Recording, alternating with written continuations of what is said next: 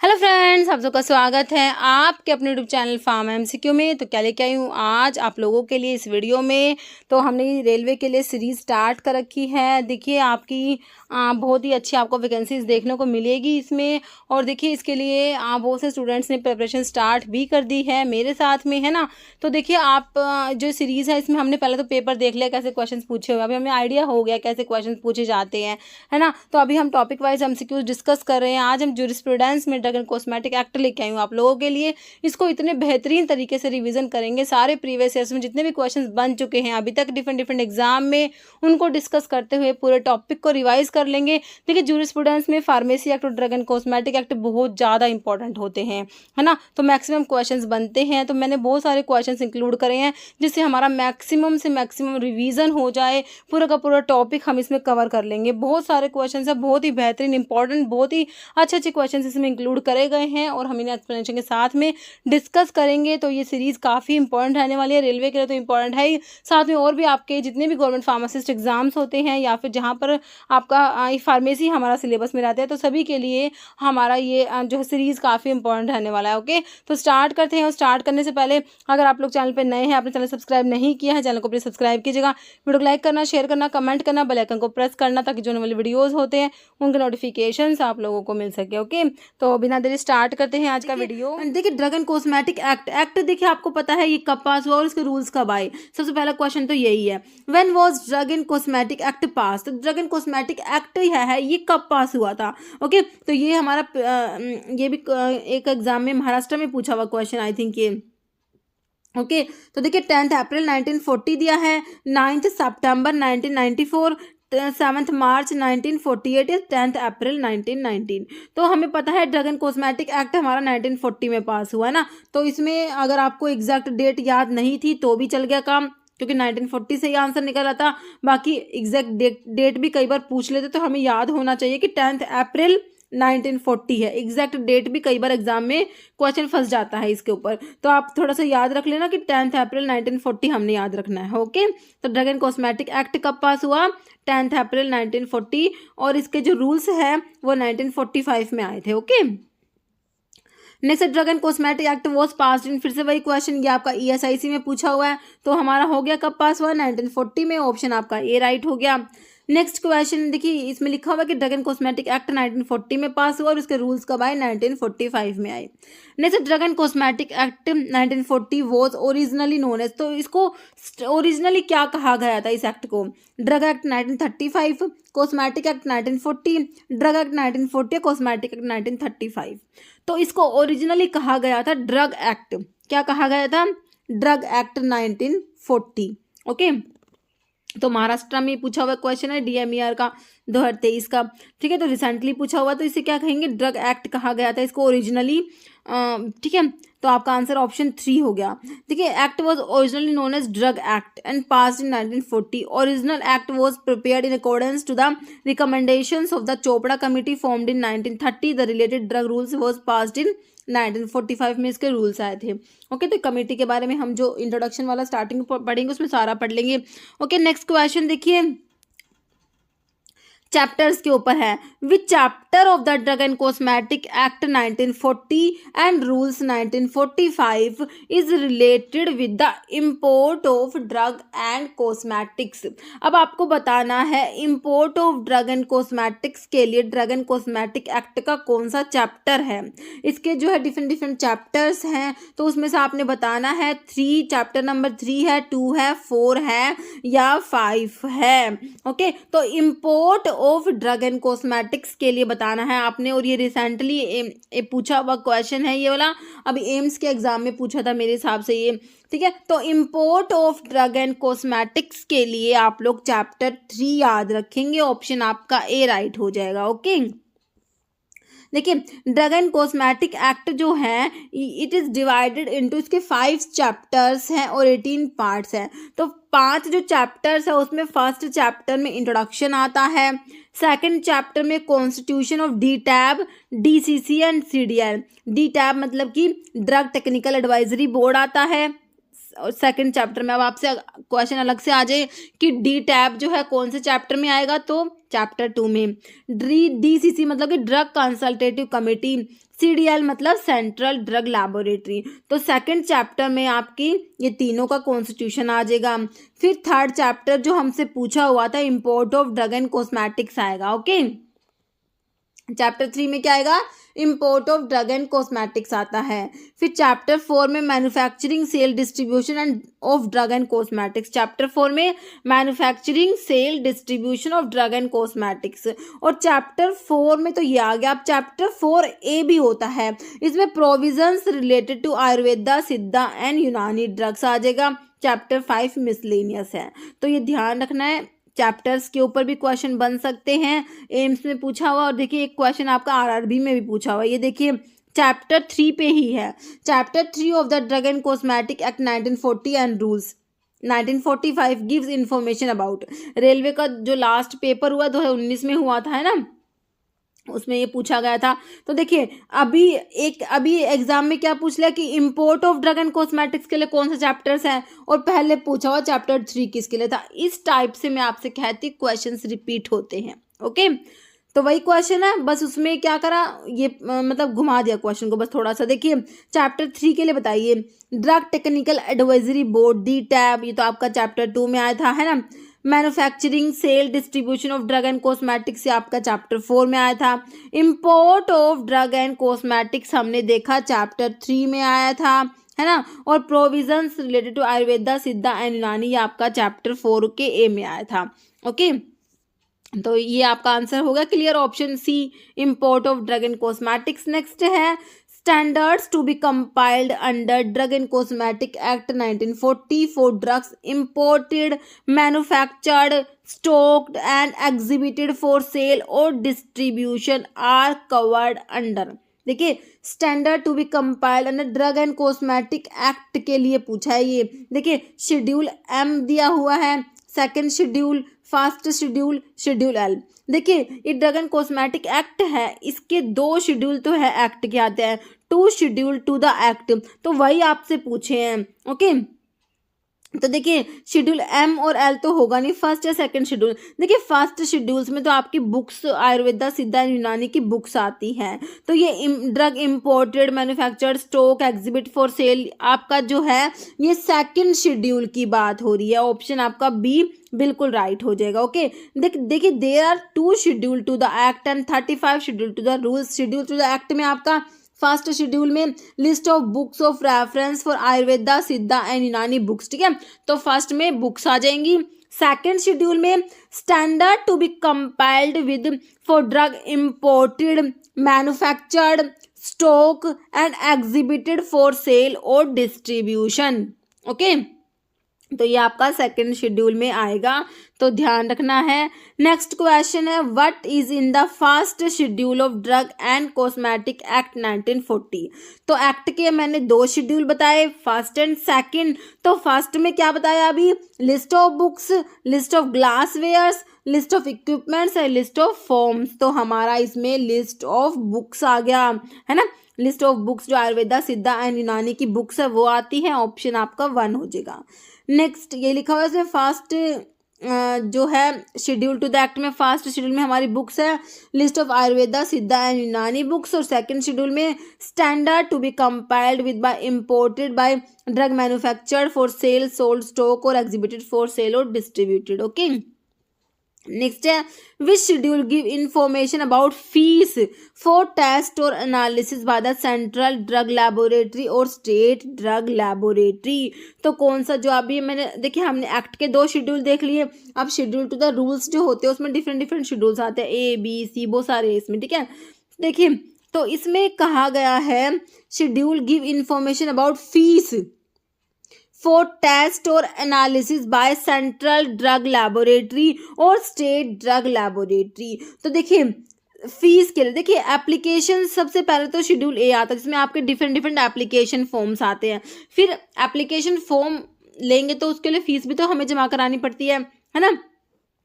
Second schedule में हमने fees याद रखना है। ओके, फीस फॉर टेस्ट और analysis by central drug laboratory और स्टेट ड्रग लैबोरेटरी। तो ऑप्शंस में आपको शेड्यूल एफ दिया है, शेड्यूल वाई दिया है, शेड्यूल के या शेड्यूल बी। तो फीस के लिए हमने याद रखना है शेड्यूल बी याद रखना है। ओके, तो आपका आंसर क्या हो जाएगा, ऑप्शन 4 हो जाएगा शेड्यूल बी। देखिए शेड्यूल बी में आपका आता है fees for analysis of drug और cosmetics that have to be paid to central drug laboratory और अदर गवर्नमेंट लैबोरेटरीज। ओके, तो याद रहेगा बी हमें।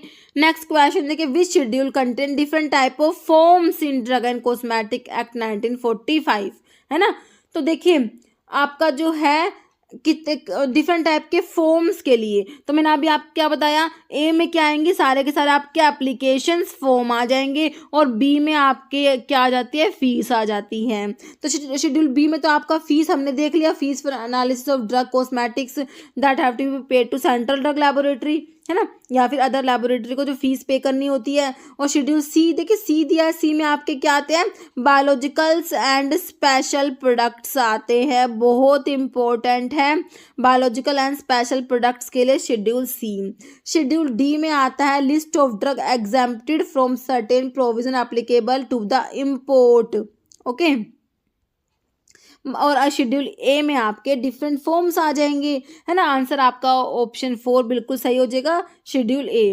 देखिए शेड्यूल टू द रूल्स में आपके ए में proforma for applications for the licence issue and renewal of licence for sending memoranda under the act. B में मैंने आपको फीस बता दी, एनालिसिस ऑफ ड्रग और cosmetics that are paid to central drug laboratory और government laboratory. Okay, तो B में हमारी डिफरेंट फीस आ जाती है। और डी में list of drug exempted from certain provision applicable to import. Okay, next question है, proforma for sending memorandum is included in which schedule, schedule D, schedule A, schedule F या schedule Q. Q होता है list of कोलतार colours के लिए, F होता है standards for ophthalmic preparations, ए में आपके एप्लीकेशंस फॉर्म आ गए। बचा क्या आपका, हाँ जो ये शेड्यूल डी में मैंने आपको बता दिया exempted from provision of import. तो आपका जो है परफॉर्मा जो है एप्लीकेशन में ही आ जाएगा ना, तो आपका आंसर ऑप्शन डी हो जाएगा, pro forma for sending memorandum is included in schedule A answer हो जाएगा, ऑप्शन आपका बी में दिया हुआ है। ओके, तो फिर से लिखा हुआ है proforma for applications for the licence issue and renewal of licence sending memoranda under the act schedule A में, डी में exempted from certain provisions applicable to import, Q में लिस्ट ऑफ डाई कोलतार ये colours pigments permitted in cosmetics and shop, और F में ophthalmic preparations के लिए हो जाएगा। ओके, तो ये शेड्यूल्स हमें सारे बहुत ही अच्छे से याद रखने हैं क्योंकि इसके ऊपर बहुत से क्वेश्चन बनते हैं। Next, ibuprofen tablet belongs to, Orissa में पूछा गया है। आपका जो प्रीवियस पेपर हुआ था 2021 में, उसमें शेड्यूल्स के ऊपर आपके आए थे, शेड्यूल वाई पूछा हुआ है, शेड्यूल एच पूछा हुआ है और ये आइब्यूप्रोफेन टैबलेट के ऊपर है, और अलग से शेड्यूल एच वाला क्वेश्चन भी आया हुआ है और शेड्यूल जे वाला भी पूछा हुआ था। ओके, तो शेड्यूल्स के ऊपर आपके 3 से 4 क्वेश्चन बने हुए हैं, तो देख लीजिए शेड्यूल इम्पोर्टेंट है। ओके, तो ibuprofen tablet belongs to schedule H, schedule G, schedule B या शेड्यूल एक्स। तो ये आपका प्रिस्क्रिप्शन ड्रग्स में आ जाएगा। प्रिस्क्रिप्शन ड्रग के लिए शेड्यूल बता दीजिए, और शेड्यूल जो है एच हो जाएगा जो ऑप्शन ए में दिया हुआ है। तो शेड्यूल एच में आपकी आती है लिस्ट ऑफ प्रिस्क्रिप्शन ड्रग्स आती हैं। ओके, शेड्यूल जी में क्या होता है, क्या आता है, ऐसी ड्रग्स जो मेडिकल सुपरविजन में लेनी होती है। ओके, शेड्यूल बी में मैंने आपको फीस के लिए बता दिया, और एक्स में नारकोटिक ड्रग्स, साइकोट्रोपिक सब्सटेंस और हैबिट फॉर्मिंग ड्रग्स आ जाएगा। तो इसका आंसर आपका हो गया शेड्यूल एच हो गया। ओके, नेक्स्ट क्वेश्चन देखिए, ये भी उड़ीसा में पूछा हुआ है, poisonous drugs are covered in. तो पॉइजनस ड्रग के लिए शेड्यूल ई आएगा, शेड्यूल एफ आएगा, शेड्यूल वाई या शेड्यूल एक्स। तो इसके लिए हमारा शेड्यूल ई आता है। और आयुर्वेदा, सिद्धा एंड यूनानी के लिए पॉइजन्स की बात करेंगे तो शेड्यूल E1 आएगा। ओके, नेक्स्ट है लिस्ट ऑफ पॉइजन्स, ठीक है, तो शेड्यूल ई में पॉइजनस ड्रग आएंगे तो ये ओमिटेड है। बाकी E1 में अगर आयुर्वेदा सिद्धा यूनानी के लिए पॉइजन्स की बात होगी तो E1 याद करना है। Next, standards for surgical dressings are given in, ESIC में पूछा हुआ क्वेश्चन है। सर्जिकल ड्रेसिंग्स के लिए जो स्टैंडर्ड है वो कौन सा शेड्यूल में आएंगे? Schedule H. शेड्यूल एच में तो हमने देख लिया, लिस्ट ऑफ प्रिस्क्रिप्शन ड्रग देखा। एफ के लिए है, आप किसके लिए? ऑप्थेल्मिक प्रेपरेशंस के लिए। अब बचा F3 और F2, तो सर्जिकल ड्रेसिंग्स है, एक सर्जिकल ड्रेसिंग्स के लिए, एक अम्बिलिकल टेप्स के लिए, है ना। तो सर्जिकल ड्रेसिंग्स के लिए F2 है और स्टैंडर्ड्स फॉर अम्बिलिकल टेप्स के लिए F3 याद रखना है। ओके, आंसर क्या हो गया? ऑप्शन डी हो जाएगा।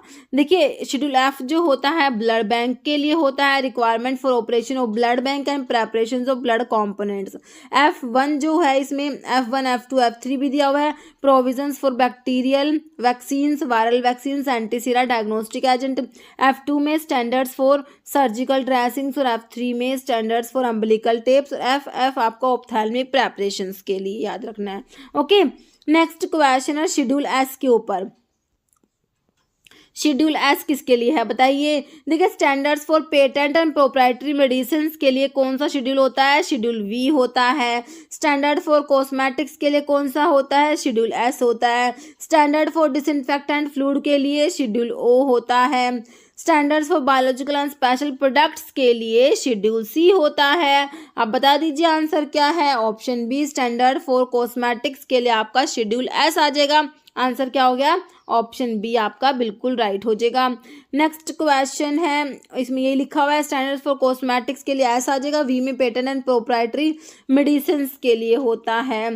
डिसइंफेक्टेंट फ्लूइड के लिए ओ होता है। सी में list of biological and immunological products, antibiotic, ophthalmic, lotions, ointments और all product for parental use. Okay, तो पेरेंटल यूज़ के लिए जो भी होते हैं सारे प्रोडक्ट वो सी में आता है। और C1 जो होता है ना वो नॉन पेरेंटल्स के लिए होगा। ओके, C1 में list of drug from biological origin namely alkaloid, hormone, vitamin and antibiotic for oral use. Okay, next question है, as per drug and cosmetic act 1940 and rules 1945। Okay, in which of the following condition a drug shall be deem to be spurious. Spurious drug के ऊपर question है, तो spurious drug का मैं आपको क्या याद कराती हूँ? SSRI याद करते हैं हम लोग, है ना। स्पूरियस ड्रग क्या होती है? सब्स्टिट्यूशन होती है, रिजेंबल ड्रग होती है और इमिटेशंस होती है ना। तो देखिए, it is imported under a name which belongs to another drug if it purports to be product of a manufacturer of whom it is not truly a product। okay? तो बताइए दोनों सही है या कोई भी सही नहीं है? तो स्पूरियस ड्रग के बारे में दोनों बातें सही हैं। ऑप्शन आपका सी हो जाएगा, बोथ। ओके, तो स्पूरियस ड्रग में क्या आ जाएगा? If it is imported under a name which belongs to another drug and if it purports to be product of a manufacturer of whom it is not truly a product। Okay, next question है, और देखिए आपको जो है spurious drug, misbranded और adulterated तीनों type की drugs इसमें लिखी हुई है, तो आप लोग इसको पढ़ लीजिए। देखिए, मिसब्रांडेड ड्रग्स क्या होती है? Not labelled in the prescribe manner. A drug not labelled in the prescribe manner is misbranded. If it contain colour which is not prescribed, misbranded. If its label bears a false और misreading statement, तो ये भी miss branded में आएगा। तो तीनों बातें miss branded के बारे में याद रखनी है, आपको एग्जाम में क्वेश्चन बनता है यहाँ से। ओके, अडल्टरेटेड का मतलब कि कोई मिलावट कर दी, मतलब कि if a drug contain filthy और decompose substance, if it has been prepared और पैक्ड और stored under in sanitary conditions, if it contain any harmful or toxic substance, okay, if it mix with substance that decrease its quality or strength, तो ये हमारा है adulterated drug। कुछ भी एक example देके आपसे डेफिनेशन पूछ सकते हैं एग्जाम में। फिर आती है हमारी स्पूरियस। देखिए, इफ इट इज इम्पोर्टेड और manufactured under the name which belongs to the drug. Okay, if it seems to be product of a manufacturer of whom it is not truly a product, if it is imitation of substitute for another drug or resemble another drug, तो ये हमारी होती है spurious drug। Okay, तो ये तीनों type की drugs आपने याद रखनी है क्योंकि बहुत इंपॉर्टेंट है। नेक्स्ट है according to drug and cosmetic act 1940 which of the following does not fall under definition of misbranded drug. तो मिस ब्रांडेड ड्रग की डेफिनेशन में कौन सा नहीं आता? देखिए ऑप्शन देखिए, if it is an imitation of, तो इमिटेशन को देखते ही समझ जाइए, मैंने आपको बताया था SSRI स्पूरियस ड्रग सब्स्टिट्यूट होती है, रिजेंबल ड्रग होती है, इमिटेशन होती है। इमिटेशन ऑफ और सब्स्टिट्यूट फॉर अनदर ड्रग और resemble another drug in a manner likely to deceive और बियर अपॉन इट और अपॉन इट्स लेबल और container the name of another drug. तो ये तो क्या हो गई आपकी स्पूरियस हो गई ना। तो आपसे तो क्या पूछा है कि यही तो पूछा है does not fall, miss branded में कौन सा नहीं आता है ना, तो ये नहीं आएगा, स्पूरियस की डेफिनेशन है, बिल्कुल सिंपल। तो आंसर तो हमारा ऑप्शन 1 ही हो गया। ओके, अब बाकी का ऑप्शन पढ़िए। देखिए, इफ इट्स लेबल कंटेनर और anything accompanying the drug bears any statement design और device which makes any false claim for the drug और इज फॉल्स और मिसलीडिंग इन एनी पर्टिकुलर। तो फॉल्स और मिसलीडिंग स्टेटमेंट किस में आया था आपका? मिस ब्रांडेड ड्रग में आया था। फिर कह रहा है if it is so coloured coated powder और polish that damage is concealed और if it is made to better appear to better और greater therapeutic value than the really is. तो ये जो है कलर जो उसमें प्रिस्क्राइब नहीं है ना, तो ये भी हमारा उसमें आ जाएगा मिस ब्रांडेड में। फिर if it is not labelled in the prescribe manner, तो ये भी हमारा मिस ब्रांडेड में आता है। तो does not fall definition of miss branded में आपका ऑप्शन 1 हो गया। ओके, बाकी तीनों जो है मिस ब्रांडेड की डेफिनेशंस दी हुई है। क्लियर है? नेक्स्ट क्वेश्चन देख लीजिए अब, what should be called the drug if it is an imitation of another drug according to Drug and Cosmetic Act। तो imitation के लिए substitute हो, imitation हो या resemble drug हो, तो SSRI है ना, SSRI आपने याद रखना है, substitute हो, imitation हो, resemble drug हो। ओके, तो किसकी बात हो रही है? स्पूरियस ड्रग की। देखिए, मिसब्रांडेड, अडल्ट्रेटेड, इमिटेड या स्पूरियस, तो ये हमारी होती है कौन सी? Option 4 spurious drug. Next question देखिए, as per the drug and cosmetic act 1940 if a drug is not labelled in the prescribe manner, तो मैंने आपको बताया था colour which is not prescribed, false और मिसलीडिंग स्टेटमेंट और not labelled in the prescribe manner, ये सारी किसकी डेफिनेशन है बताइए? स्पूरियस ड्रग, सब स्टैंडर्ड ड्रग, अडल्ट्रेटेड या मिस ब्रांडेड, तो ये मिस ब्रांडेड होती है। ऑप्शन आपका डी राइट हो जाएगा। ओके, नेक्स्ट है, if the drug contains in filthy putrid और decompose substance than is known as misbranded, adulterated, spurious या नन। तो देखिए, ड्रग कंटेन फिल्थी प्यूट्रिड और डिकम्पोज सब्सटेंस कौन सी डेफिनेशन में आ जाएगा? ये हमारा आ जाएगा किसमें? अडल्टरेटेड ड्रग में। ओके, नेक्स्ट क्वेश्चन देख लीजिए, which category of drug that are prohibited to be imported, कौन से टाइप की ड्रग को है इम्पोर्ट करना प्रोहिबिटेड है? Okay, that are prohibited to be imported. देखिए, schedule H drug, Unani drug, misbranded या टॉयलेट प्रेपरेशंस, तो ये आपकी मिस ब्रांडेड ड्रग्स होती हैं। नेक्स्ट क्वेश्चन है, स्पूरियस ड्रग्स का मतलब बताइए, तो मैंने आपको बताया SSRI सब्स्टिट्यूट्स होती है, रिजेंबल ड्रग और इमिटेशन। तो देखिए, इमिटेशन, सब्स्टिट्यूट्स और रिजेंबल ड्रग दिया है, तो आंसर क्या करेंगे आप लोग? ऑल ऑफ द अबव, है ना। Next question, alcoholic preparations can be stored in a warehouse for a maximum period of. Okay, तो अल्कोहलिक प्रेपरेशंस को स्टोर कर सकते हैं मैक्सिमम पीरियड ऑफ 3 years, 5, 4 या 2, तो ये मैक्सिमम पीरियड ऑफ 3 years हो जाएगा। ओके, नेक्स्ट क्वेश्चन देख लीजिए, what is the minimum area which is required to start a retail drug store. तो ये क्वेश्चन देखिए बहुत से एग्जाम में आ गया, अभी रिसेंटली 2023 में एग्जाम हुआ आपके, तो एम्स में भी पूछा गया था, बहुत से एग्जाम्स में, महाराष्ट्र में भी आया था ये। ओके, तो देखिए 50 स्क्वायर मीटर, 10 स्क्वायर मीटर, 100 या 30 स्क्वायर मीटर। तो minimum area which is required to start a retail drug store is 10 square metre हो जाएगा। ऑप्शन 2 राइट हो जाएगा। नेक्स्ट क्वेश्चन देख लीजिए, the advertisement of drug mentioned in schedule J. Schedule J में जो ड्रग मैंशनड है उनकी एडवर्टीजमेंट क्या है, प्रोहिबिटेड है, परमिटेड है, बोनाफाइड है या एग्जाम्प्टेड है। तो ये क्या है, प्रोहिबिटेड है। ओके, क्योंकि शेड्यूल जे में आपकी होती है इनक्यूरेबल डिजीजेज आती हैं। ओके, नेक्स्ट है Coca, opium, hemp comes under, ये उड़ीसा का प्रीवियस क्वेश्चन है। तो इंसेक्टिसाइड एक्ट में आएंगे, पॉइजन एक्ट में, डेंजरस ड्रग एक्ट में या स्पूरियस ड्रग एक्ट में। तो ये आपका डेंजरस ड्रग एक्ट में आ जाएगा। ओके, नेक्स्ट क्वेश्चन क्या है, form used for licence to cell, stock और एग्जिबिट फॉर सेल और distribute by retail drug specified in schedule C1। देखिए ये फॉर्म्स जो हैं इनको आपने अच्छे से याद करना है, क्योंकि देखिए लास्ट टाइम पे इसके ऊपर भी एक क्वेश्चन बना हुआ है, उड़ीसा में भी पूछा गया था इसके ऊपर। ओके, देखिए C1, तो C1 के लिए हमने 21 याद रखना है ना।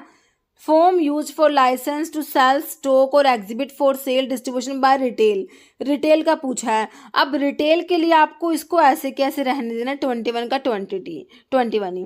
अगर रिस्ट्रिक्टेड लाइसेंस के लिए होता तो 21 के आगे ए लगा देते, होलसेल होता तो 21 के आगे बी लगा देते, होलसेल विद मोटर व्हीकल होता तो 21 के आगे 2 बार बी लगा देते। बस आपने यही बातें इसमें याद रखनी है, किसके लिए, शेड्यूल C1 के लिए। ओके, इसमें एक्स इंक्लूड नहीं है, सिर्फ क्या है C1 के लिए है। तो फॉर्म नंबर 20, 20A, 21 है, 21B। तो हमने बता दिया रिटेल के लिए C1 के लिए हमारा 21 आ जाएगा, ऑप्शन आपका C राइट हो जाएगा, फॉर्म नंबर 21। ओके, अभी यहाँ पर जो है देखिए मैंने फॉर्म नंबर लिखे भी हुए हैं, आप लोग ना यहाँ से भी जो है इनको देख लीजिए। देखिए other than those specified in schedule C1X, other than C1X के लिए आपने 20 याद रखना है।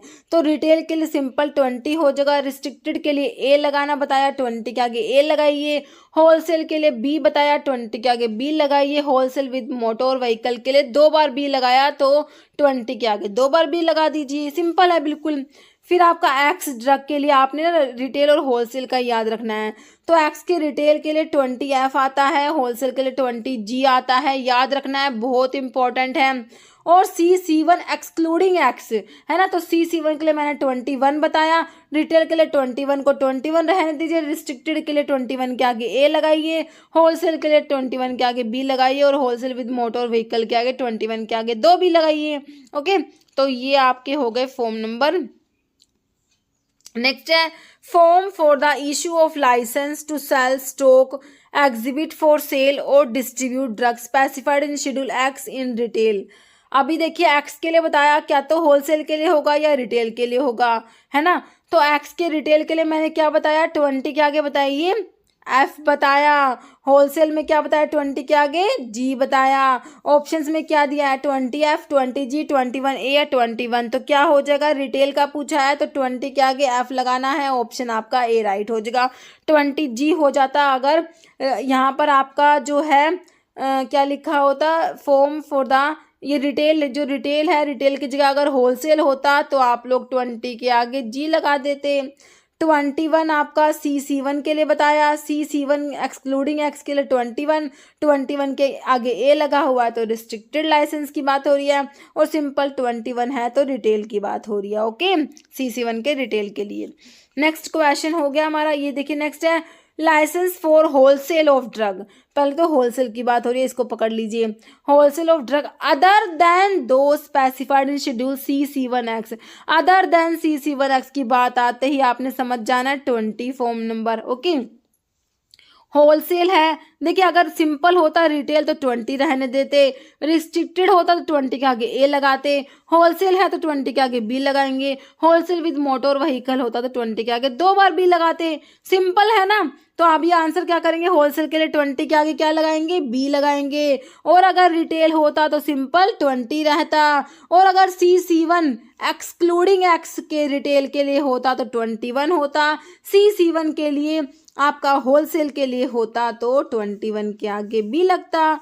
ओके। नेक्स्ट क्वेश्चन देख लीजिए, licence for wholesale of drug specified in schedule X. X में या तो रिटेल है या होलसेल है। रिटेल के आगे लिए 21 के आगे क्या लगाया, 20 के आगे एफ लगाया, और होलसेल में 20 के आगे क्या लगाया, जी लगाया। सिंपल है। ओके, अभी ऑप्शंस में 20A दिया है, 20B, 20F, 20G। तो होलसेल है, शेड्यूल एक्स है, 20 के आगे जी लगाइए ना। ऑप्शन आपका डी राइट करिए। 20F हो गया, रिटेल होता तो। ओके, 20 के आगे ए लगा हुआ है तो ये आपका अदर देन C7X है ना, और रिटेल नहीं, रिस्ट्रिक्टेड हो जाएगा अगर 20A है तो, और 20B है, होलसेल हो जाएगा किसका, other than C7X। Okay. Next question है, fine for false claim to be registered pharmacist on first conviction. Okay, तो फर्स्ट कन्विक्शन पे बताना है फाइन किसके लिए, फॉल्स क्लेम कर रहा है कि रजिस्टर्ड फार्मासिस्ट है, तो ₹500 का, 6 मंथ इम्प्रिजनमेंट, ₹1000 है, बोथ फाइन एंड इम्प्रिजनमेंट। तो कितना फाइन है, falsely claim to be fine किसके लिए, false claim to be registered pharmacist on first conviction. Okay, तो सिर्फ है कितना, ₹500। ओके, ऑप्शन आपका ए राइट हो जाएगा। ओके, नेक्स्ट, और देखिए सब्सिक्वेंट कन्विक्शन है ना, तो उसमें हो जाएगा इम्प्रिजनमेंट होगा 6 मंथ का, या और फाइन होगा नॉट एक्सीडिंग ₹1000 से ज़्यादा नहीं होगा, या फिर दोनों हो सकते हैं। Okay, next penalty for non disclosure of the name of the manufacturer, तो ₹10,000, 2,000, 1,000 या 500। तो इसके लिए है आपका ₹100,000 है। ओके, ऑप्शन सी राइट हो जाएगा। नेक्स्ट, एप्लीकेशन फॉर ग्रांट और renewal of licence for manufacturing Ayurveda, Siddha and यूनानी ड्रग के मैन्युफैक्चरिंग के लिए एप्लीकेशंस के लिए चाहिए। ओके, अप्लाई करना है। ओके, एक अप्लाई करेंगे, फिर एक होगा फॉर्म नंबर में आपको लाइसेंस इशू होता है। तो एप्लीकेशंस के लिए पूछा है, आयुर्वेदा, सिद्धा एंड यूनानी की मैन्युफैक्चरिंग लाइसेंस पूछा है, ध्यान से पढ़ना है। ओके, फॉर्म नंबर 24D है, 48 है, 25E या 24E। तो देखिए ऑप्शन ए 24D में अप्लाई करते हैं एप्लीकेशन, आयुर्वेदा सिद्धा यूनानी के मैन्युफैक्चरिंग में एप्लीकेशंस के लिए फॉर्म नंबर 24D हो जाएगा। ओके, तो ये मैन्युफैक्चरिंग के एक बार फॉर्म नंबर देख लीजिए, मैन्युफैक्चरिंग लाइसेंस की। ठीक है, देखिए other than those specified in schedule C7X होता है, अदर देन C7X होता है, तो ये मैन्युफैक्चरिंग के लिए हम लोग पढ़ रहे हैं। ओके, तो इसमें होता है हमारा 24 में अप्लाई करते हैं, 25 में लाइसेंस इशू हो जाता है किसके लिए, अदर देन C7X के लिए 24, 25 याद रखना है।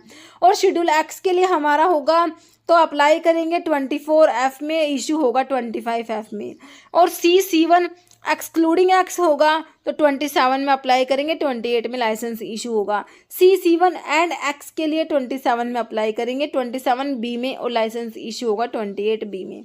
ओके, ये नेक्स्ट क्वेश्चन देखते हैं। और देखिए इसमें होम्योपैथिक ड्रग की मैन्युफैक्चरिंग में अप्लाई करेंगे 24C में, इशू होगा 25C में, और आयुर्वेदा सिद्धा यूनानी की मैन्युफैक्चरिंग में हमने अप्लाई करा, देखा ऑप्शन में, क्वेश्चन में हमें दिया हुआ था 24D में अप्लाई करा, और लाइसेंस इशू होगा किसमें, 25D में।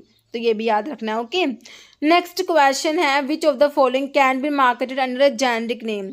तो जेनेरिक नेम में मार्केट कर सकते हैं किसे, एनाल्जिन को, ग्लूटाथियोनाइड को, बार्बिटल या मैप्रोबेमेट। तो ये हमारी एनाल्जिन होती है।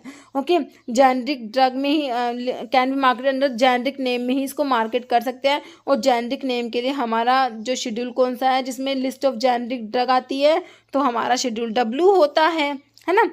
देखिए शेड्यूल W में क्या आता है, name of drug that can be marketed under generic name only. तो इसमें एनाल्जिन आता है, एस्पिरिन एंड इट्स सोल्ट्स आते हैं, क्लोरप्रोमाजिन एंड इट्स सोल्ट्स आते हैं, फेरासल्फेट आता है, पाइपराजिन एंड इट्स सोल्ट्स आते हैं। नेक्स्ट है standard for mechanical कंट्रासेप्टिव्स। Mechanical contraceptives के लिए स्टैंडर्ड्स के लिए बताना है कौन सा शेड्यूल है, comes under dash schedule dash as per the drug and cosmetic act. तो देखिए जो है मैकेनिकल कंट्रासेप्टिव्स के लिए शेड्यूल R दिया है, शेड्यूल P दिया है, S या O दिया है। तो हमारा शेड्यूल आर आता है standard for mechanical contraceptives. Schedule P में क्या आएगा, लाइफ पीरियड ऑफ ड्रग आएगा। क्या आएगा शेड्यूल पी में, लाइफ पीरियड ऑफ ड्रग आएगा। शेड्यूल एस में स्टैंडर्ड्स फॉर कॉस्मेटिक्स मैंने आपको बताया।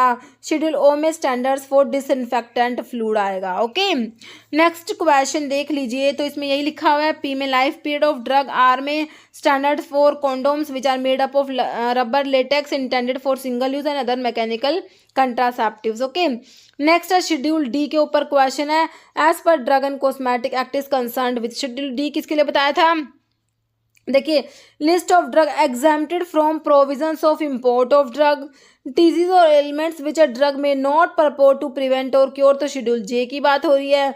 रिक्वायरमेंट ऑफ फैक्ट्री प्रीमाइसिस है, लिस्ट ऑफ प्रिस्क्रिप्शन ड्रग है। तो शेड्यूल डी में हमारा आ जाएगा option A, list of drug exempted from provisions of import of drug, तो ये शेड्यूल डी में आता है। ओके, और शेड्यूल जो एक देखिए, ये तो है list of drug exempted from the import, एक होता है एग्जेम्प्टेड फ्रॉम मैन्युफैक्चरर, ठीक है, तो वो शेड्यूल के में आता है।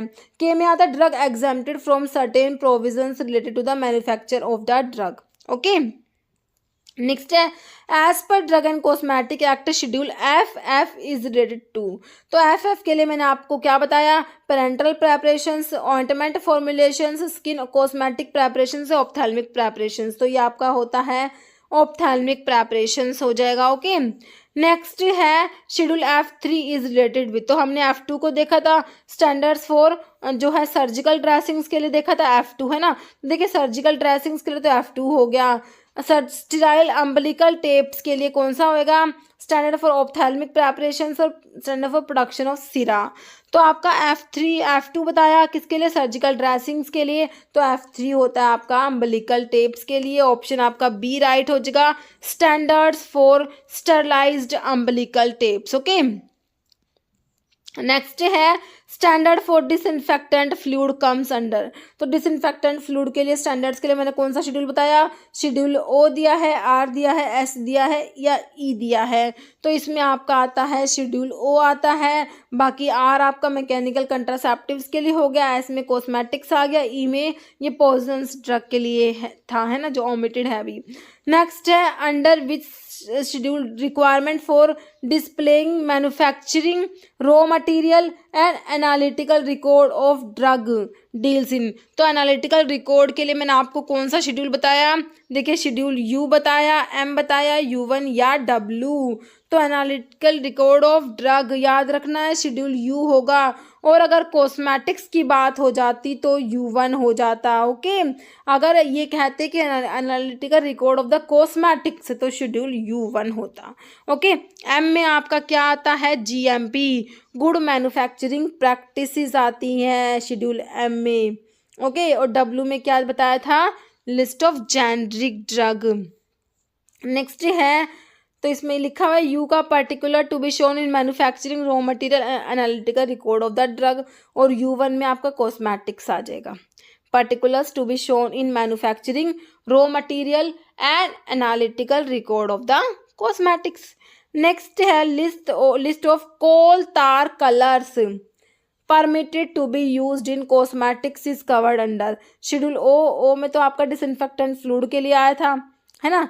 फिर आपका शेड्यूल पी में लाइफ पीरियड ऑफ ड्रग आया, तो आपका शेड्यूल क्यू या शेड्यूल आर में मैकेनिकल कंट्रासेप्टिव्स आ गया, बचा क्या, ऑप्शन सी शेड्यूल क्यू में list of coal tar colours आ जाएगा। ओके, नेक्स्ट है, तो इसमें लिखा हुआ है शेड्यूल क्यू में list of dyes colours and pigments permitted in cosmetics and soap.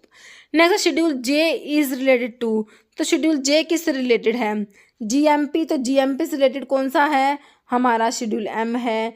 Curable disease, list of disease and elements which the drug can not claim, pack size of drug के लिए schedule P1 आता है, तो curable नहीं होता, incurable disease के लिए है, list of disease and elements which the drug can not claim to cure, या फिर इनक्यूरेबल डिजीज के लिए आपका शेड्यूल जे आता है। ओके, नेक्स्ट शेड्यूल जे देखिए, डिजीज और एलिमेंट्स विच ड्रग में नॉट परपोर्ट टू प्रिवेंट और क्योर, इनक्योरेबल डिजीजेस के लिए हमारा शेड्यूल जे आएगा। ओके, जैसे कि कैंसर हो गया, है ना, डायबिटीज हो गया।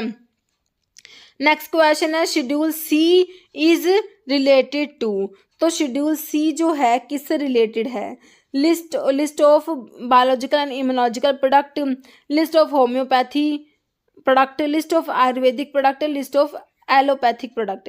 तो शेड्यूल सी में आपका आता है बायोलॉजिकल एंड स्पेशल प्रोडक्ट्स आता है, ऑप्शन आपका ए हो जाएगा, list of biological and immunological product आ जाएगा शेड्यूल सी में। नेक्स्ट है which of the following schedule include shelf life of drug. तो लाइफ पीरियड ऑफ ड्रग के लिए मैंने आपको क्या बताया? शेड्यूल एफ है, शेड्यूल एम है, शेड्यूल जी है, शेड्यूल पी। तो लाइफ पीरियड ऑफ ड्रग के लिए शेड्यूल पी आपने याद रखना है, तो शेल्फ लाइफ ऑफ ड्रग आपका आ जाएगा शेड्यूल पी में आ जाएगा, याद रखना है। ओके, नेक्स्ट है बायोलॉजिकल एंड बायोटेक्नोलॉजिकल प्रोडक्ट। तो ये बायोलॉजिकल एंड स्पेशल प्रोडक्ट्स के लिए अभी बायोलॉजिकल इम्यूनोलॉजिकल प्रोडक्ट्स बोल दीजिए, एक ही बात है। शेड्यूल ए में तो हमारे सारे एप्लीकेशन फॉर्म्स आ गए थे, बी में फीस के लिए आया था, तो आंसर क्या हो जाएगा? ऑप्शन सी हो जाएगा, शेड्यूल सी C1 में। ओके, बाकी एक्स में क्या आता है? ये नार्कोटिक ड्रग, साइकोट्रॉपिक सब्सटेंस, ये सब आ जाएंगे। ओके, नेक्स्ट है list of drug which should be used by patients under medical supervision is covered under dash as per drug and cosmetic act. तो मेडिकल सुपरविजन वाली ड्रग्स के लिए कौन सा शेड्यूल है? शेड्यूल जी, एच, आई या जे? तो शेड्यूल जी में आता है हमारी लिस्ट ऑफ ड्रग्स जो मेडिकल सुपरविजन में लेनी होती है। ओके, ऑप्शन आपका ए राइट हो जाएगा। Next, as per drug and cosmetic act schedule T states that. तो शेड्यूल टी किसके बारे में होता है? Requirement of factory premises for manufacturing of medical devices, requirement of factory premises for the manufacturing of homeopathic drug, requirement of factory premises for the manufacture of Ayurveda, Siddha and Unani drugs, requirement factory premises for the manufacture of allopathy drug. देखिए GMP के लिए आप लोग schedule जो है M पढ़ते हैं, लेकिन अगर जीएमपी होता है आयुर्वेदा, सिद्धा एंड यूनानी के लिए, तो शेड्यूल टी की बात आती है। तो ये हो जाएगा requirement of factory premises for the manufacture of Ayurveda, Siddha and Unani drugs. Okay, next question है, देखिए लिस्ट, इसमें यही लिखा हुआ है शेड्यूल जी के बारे में और टी के बारे में बता दिया। जी में हमने देख लिया जो मेडिकल सुपरविजन में लेनी होती है, list of substance that are required to be used under only under medical supervision and which are to be labelled accordingly. और टी में आपका हो जाएगा requirement of factory premises and hygiene conditions for Ayurveda, Siddha and Unani drugs. Okay, next है schedule dash of drug and cosmetic act include requirement and guideline on clinical trial for import and manufacture of new drug. तो ये आपका उड़ीसा में पूछा हुआ question है 2021 में, ठीक है। तो ये जो है क्लिनिकल ट्रायल्स वाला पूछा था, तो मैंने आपको बता रखा है शेड्यूल्स में क्लिनिकल ट्रायल्स को देखते ही हमने समझ जाना है कि शेड्यूल वाई की बात हो रही है ना। तो शेड्यूल डब्ल्यू दिया है, शेड्यूल एक्स, वाई या वी, तो आंसर क्या हो जाएगा? शेड्यूल वाई हो जाएगा। शेड्यूल वी में क्या आता है? पेटेंट एंड प्रोप्राइटरी मेडिसिन के लिए होता है, एक्स में narcotic drug, psychotropic substance, W में जेनेरिक ड्रग के लिए। ओके, तो आपका आंसर क्या हो गया? ऑप्शन सी हो गया। नेक्स्ट क्वेश्चन देख लीजिए, तो इसमें ये एक बार देख लीजिए, डब्ल्यू में जेनेरिक नेम वाली ड्रग्स आएंगी और एक्स में नार्कोटिक साइकोट्रॉपिक सब्सटेंस आ गए, है ना, for which special control measures have been laid down. और वाई का आपने क्लिनिकल ट्रायल याद रखना है, requirement and guidelines on clinical trials for import manufacture of new drug. Okay, next question देखिए, as per drug and cosmetic act schedule N is related with. तो N किसके लिए है? List of maximum equipment for efficient running of pharmacy. तो maximum नहीं होता, minimum होता है। Area for opening retail pharmacy, list of minimum equipment for efficient running of pharmacy आपका आता है शेड्यूल एन में आता है। ओके, तो आपका आंसर क्या हो जाएगा? ऑप्शन सी हो जाएगा। बाकी area required to open wholesale drug store लिखा हुआ है। ओके, नेक्स्ट इसमें देखिए list of minimum equipment for efficient running of pharmacy आपका शेड्यूल एन में आता है। Next, cure for blindness is an example of the following advertisement. Orissa में पूछा हुआ है, प्रीवियस क्वेश्चन आपका ये। Okay, cure for blindness is an example of following advertisement. तो मैंने आपको बताया था कि जो हमारा शेड्यूल जे है इसमें इनक्यूरेबल डिजीज आती है, जैसे कि ब्लाइंडनेस हो गया। तो कह रहे हैं कि क्योर, किसी ने कह दिया कि ब्लाइंडनेस को क्योर कर सकते हैं, cure for blindness N example of the following advertisement. तो किस में आएगा ये? प्रोहिबिटेड में, एग्जाम्प्टेड, परमिटेड या बोनाफाइड। तो ये प्रोहिबिटेड आता है। ओके, ऑप्शन आपका ए राइट हो जाएगा। Next, name of drug which shall be marketed under generic name only come under schedule W. तो इसमें तो हमारा यही आता है, ड्रग्स आती है which shall be marketed under generic name, तो ये आंसर तो ऑप्शन ए ही हो गया। बाकी एक्स दिया है, एक्स में आपका वही नार्कोटिक ड्रग साइकोट्रोपिक सब्सटेंस है ना। वाई का आपको देखते समझ जाना है किसकी बात हो रही है, क्लिनिकल ट्रायल्स की। नेक्स्ट है शेड्यूल वी का पूछा आपसे, स्टैंडर्ड फॉर कॉस्मेटिक्स के लिए तो ऐसा आया, standard for patent proprietary medicine के लिए आपका शेड्यूल वी आ गया है, और स्टैंडर्ड्स फॉर डिसइंफेक्टेंट फ्लूइड के लिए ओ आ गया है, गुड मैन्युफैक्चरिंग प्रैक्टिसेस के लिए एम आ गया है। तो शेड्यूल वी का आंसर क्या हो गया, ऑप्शन बी राइट हो गया। ओके, नेक्स्ट है insulin injection according to schedule P is should be store. ठीक है, तो शेड्यूल पी में आप shelf life of drug, life period of drug देखते हैं, तो इंसुलिन इंजेक्शंस को है उनको स्टोर करने के लिए बताइए at temperature 2 degree Celsius to 8 degree Celsius and it must not allowed to freeze at temperature which not exceed 5 degree Celsius at temperature which not exceed 20 degree Celsius cold place में। तो option A हो जाएगा at temperature 2 degree Celsius to 8 degree Celsius and it must not allowed to freeze. Okay, next question देख लीजिए, list of disease and elements which a drug may not purport to prevent और cure और may claim to prevent और cure under drug and cosmetic rules 1945 is given under. तो ये वही है list of incurable disease के लिए मैंने आपको क्या बताया, शेड्यूल जे बताया है ना, ऑप्शन आपका ए हो जाएगा। बाकी शेड्यूल के में list of drug exempted from the provision applicable to manufacture. Okay, और एम में वही आपका जीएमपी और पी में life period of drug. Next, blood bank comes under the schedule. तो ब्लड बैंक के लिए बताइए, शेड्यूल बी दिया है, तो बी में तो आपने फीस याद रखनी है। डी में जो exempted from the provision applicable to the import याद रखना है, जो डी में क्या है इम्पोर्ट वाला है याद रखना है। एफ में आपका ब्लड बैंक आ जाएगा, ऑप्शन आपका सी राइट हो जाएगा। बाकी जी को देखते ही समझ जाना है कि शेड्यूल जी किसके लिए है, जो मेडिकल सुपरविजन वाली ड्रग्स होती है। Next, schedule x provide list of, x में क्या आता है, नार्कोटिक ड्रग आता है, साइकोट्रोपिक सब्सटेंस आता है, रिस्ट्रिक्टिव ड्रग भी आ जाएगा। तो आंसर क्या कर देंगे, all of the above. Okay, next question है which one of the following drug is placed in schedule X. तो एक्स में आपकी narcotic drug, psychotropic substance, habit forming drugs आती है, तो सिप्रोफ्लॉक्सासिन दिया है, डेक्सामेफेटामिन दिया है, पैरासीटामोल, टोल, ब्यूटामाइड। तो शेड्यूल एक्स में कौन सी ड्रग आ जाएगी, आपकी डेक्सामेफेटामिन आ जाएगा। Okay, option D. Next option B, sorry okay मैंने डी बोल दिया, तो मैंने आपको जो है डेक्सामेफेटामिन बता दिया, ऑप्शन बी है ये। Next, example of schedule G drug, schedule G की ड्रग बताइए जो मेडिकल सुपरविजन में लेनी होती है ना, वो आते हैं शेड्यूल जी में। बताइए, मेटफॉर्मिन, इनालाप्रिल, सेफिरोक्सिम, बार्बिटल। तो ये मेटफॉर्मिन जो आपकी ओरल हाइपोग्लाइसेमिक्स में आती है ना, मेटफॉर्मिन, तो ये शेड्यूल जी की ड्रग है। ओके, नेक्स्ट क्वेश्चन है schedule x of drug and cosmetic act comprise. तो एक्स में आपको नार्कोटिक ड्रग, साइकोट्रोपिक सब्सटेंस ये सब बताया। तो लिस्ट ऑफ इनक्यूरेबल डिजीज के लिए तो आपने शेड्यूल जे पढ़ लिया। गाइडलाइन फॉर क्लिनिकल ट्रायल्स के लिए आपने शेड्यूल क्लिनिकल ट्रायल्स को देखते ही समझ गए कि शेड्यूल वाई की बात हो रही है। जेनेरिक ड्रग को देखते ही समझ गए कि हम लोग तो ये डब्ल्यू शेड्यूल डब्ल्यू की बात हो रही है। तो एक्स के लिए क्या हुआ, कुछ भी नहीं आया, तो आंसर ऑप्शन डी हो जाएगा, नन ऑफ द अबव, है ना। नेक्स्ट क्वेश्चन है injection, syringes and needles are covered under. तो इंजेक्शन, सिरिंजेस और निडल्स के लिए शेड्यूल ए में तो सारे एप्लीकेशन फॉर्म आ गए, बी में फीस आ गई, शेड्यूल डी में list of drug exempted from the application applicable to the import आ गया। तो बचा क्या, शेड्यूल सी में list of biological and special products आते हैं ना, तो ऑप्शन सी राइट हो जाएगा। नेक्स्ट है Ayurvedic and Unani poisons are listed in the following schedule. देखिए, पॉइजन्स के लिए मैंने आपको बताया, क्या बताया, पॉइजन्स ड्रग के लिए शेड्यूल ई था, लेकिन जो आयुर्वेदा, सिद्धा एंड यूनानी के लिए जो पॉइजन्स है उसके लिए बताना है। शेड्यूल एच में तो आपकी लिस्ट ऑफ प्रिस्क्रिप्शन ड्रग्स आती है। एच में क्या आता है, लिस्ट ऑफ प्रिस्क्रिप्शन ड्रग। बहुत बार आपका जो ये शेड्यूल एच है ना, बहुत बार मतलब अभी जो बहुत से रिसेंटली एक भी एग्जाम हुआ तो शेड्यूल एच बहुत से एग्जाम में पूछा गया है। जी में जो मेडिकल सुपरविजन में देनी होती है ना। Y clinical trials. बचा क्या, शेड्यूल E1। ठीक है, तो आयुर्वेदा, सिद्धा, यूनानी के लिए पॉइजन्स की बात करेंगे तो शेड्यूल E1 आ जाएगा, ऑप्शन डी।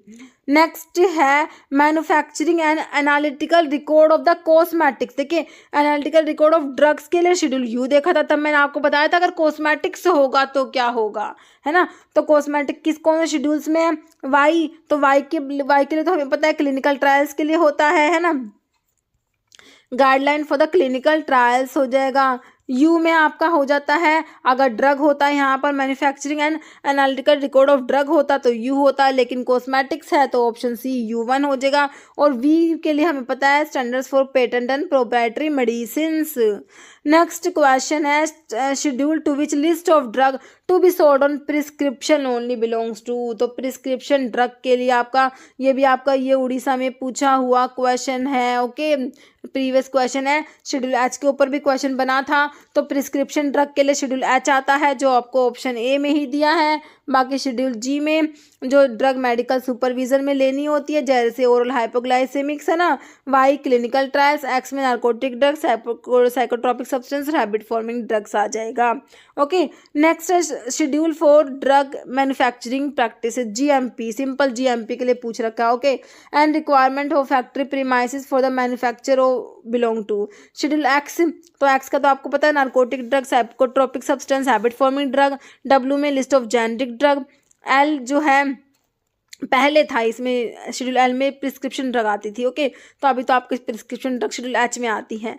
तो GMP के लिए आपका हो गया ऑप्शन डी, शेड्यूल एम आ जाएगा। ओके, तो इसमें देखिए GMP के लिए आपका शेड्यूल एम आता है, good manufacturing practices, requirement of factory premises, plant and equipments.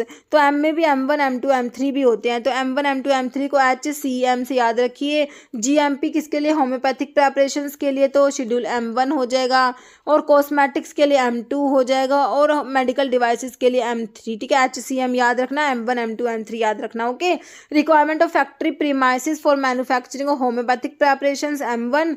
M2 हो जाएगा requirement of factory premises for manufacturing of cosmetics. M3 requirement of factory premises for manufacturing of medical devices. Okay, next है if in the drug and cosmetic act and rules schedule relating to GMP। तो GMP के लिए क्या बताया, बिल्कुल simple है, लेकिन GMP वाला क्वेश्चन बहुत बार शेड्यूल जो है M पे भी बहुत बार क्वेश्चन बना है। तो GMP के लिए ऑप्शन ए शेड्यूल एम हो जाएगा। बाकी शेड्यूल सी किसके लिए बताया, बताइए, biological and special products. Okay, biological and special products आ जाएंगे। वाई का देखते हैं, समझ जाना है, क्लिनिकल ट्रायल्स की बात हो रही है, standards for clinical trials, guideline for clinical trials बोल दीजिए। एच में आपकी प्रिस्क्रिप्शन ड्रग हो जाएंगे। ओके, नेक्स्ट क्वेश्चन है शेड्यूल M2। तो M2 मैंने अभी आपको क्या बताया, M1 M2 M3 HCM से याद रखना है। GMP होम्योपैथिक के लिए, GMP कॉस्मेटिक्स के लिए, GMP मेडिकल डिवाइसेस के लिए। ओके, तो देख लीजिए आप, requirement of factory premises for the manufacturing of medical devices तो M3 हो गया। होम्योपैथिक के जो किस में आ गया, M1 में आ गया। कॉस्मेटिक्स आपका हो गया M2 में, तो M2 पूछा हुआ है तो ऑप्शन सी हो जाएगा M2, requirement of factory premises for the manufacturing of cosmetics. Okay, next, और इसमें यही लिखा हुआ है, देखिए वही हमने M देख लिया, GMP और M1 M2 M3 HCM से हम लोग याद रखेंगे। ओके, नेक्स्ट क्वेश्चन है pack size of drug is covered under. तो पैक साइज ऑफ ड्रग के लिए बताना है। शेड्यूल पी में तो आपका क्या आया था, लाइफ पीरियड ऑफ ड्रग आया था। आर में क्या आया था, standards for mechanical contraceptives. Pack size of drug के लिए शेड्यूल P1 आ गया, और ओ में स्टैंडर्ड्स फॉर आपका डिसइंफेक्टेंट फ्लूइड आया था। ओके, तो आंसर क्या हो गया, ऑप्शन सी। नेक्स्ट है as per drug and cosmetic rules schedule P deals with. तो शेड्यूल पी किसके लिए बताया, पैक साइज ऑफ ड्रग नहीं, बिल्कुल नहीं, ऑप्शन जो है इसके लिए P1 हो जाएगा। Life period of drug in month, option 2 आपका राइट हो जाएगा। स्टैंडर्ड फॉर कॉस्मेटिक्स के लिए शेड्यूल एस आ गया। Standard for condoms and other mechanical contraceptives के लिए शेड्यूल आर आ गया। ओके, नेक्स्ट क्वेश्चन है schedule C and schedule N as per the drug and cosmetic act deal with the following. तो शेड्यूल सी किसके लिए होता है, इसमें आता है बायोलॉजिकल एंड स्पेशल प्रोडक्ट्स आते हैं। शेड्यूल एन में क्या आता है, list of minimum equipment for the efficient running of the pharmacy. तो अब देख लीजिए, स्टैंडर्ड फॉर कॉस्मेटिक्स तो आपका एस में आता है। बायोलॉजिकल एंड स्पेशल प्रोडक्ट है शेड्यूल सी, बिल्कुल सही हो जाएगा।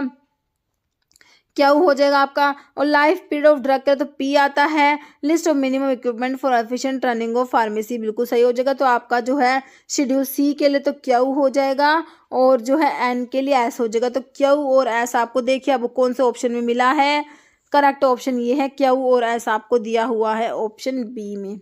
ओके, नेक्स्ट क्वेश्चन है शेड्यूल एच और शेड्यूल एस का पूछा हुआ। इस टाइप से ही आपको ऑप्शन दे रखे हैं, तो देखना है आप कौन से दो हैं इनमें से। ओके, वो ही दे रखे हैं, पी क्यू वाले ऑप्शन है। देखिए एच में मैंने क्या बताया, प्रिस्क्रिप्शन ड्रग आई है ना, तो prescription drug which are required to be sold by retail only on prescription of RMP, तो ये शेड्यूल एच है। Standard for cosmetics schedule S है। तो आपके फर्स्ट वाले पी और क्यू ही आंसर निकल गया।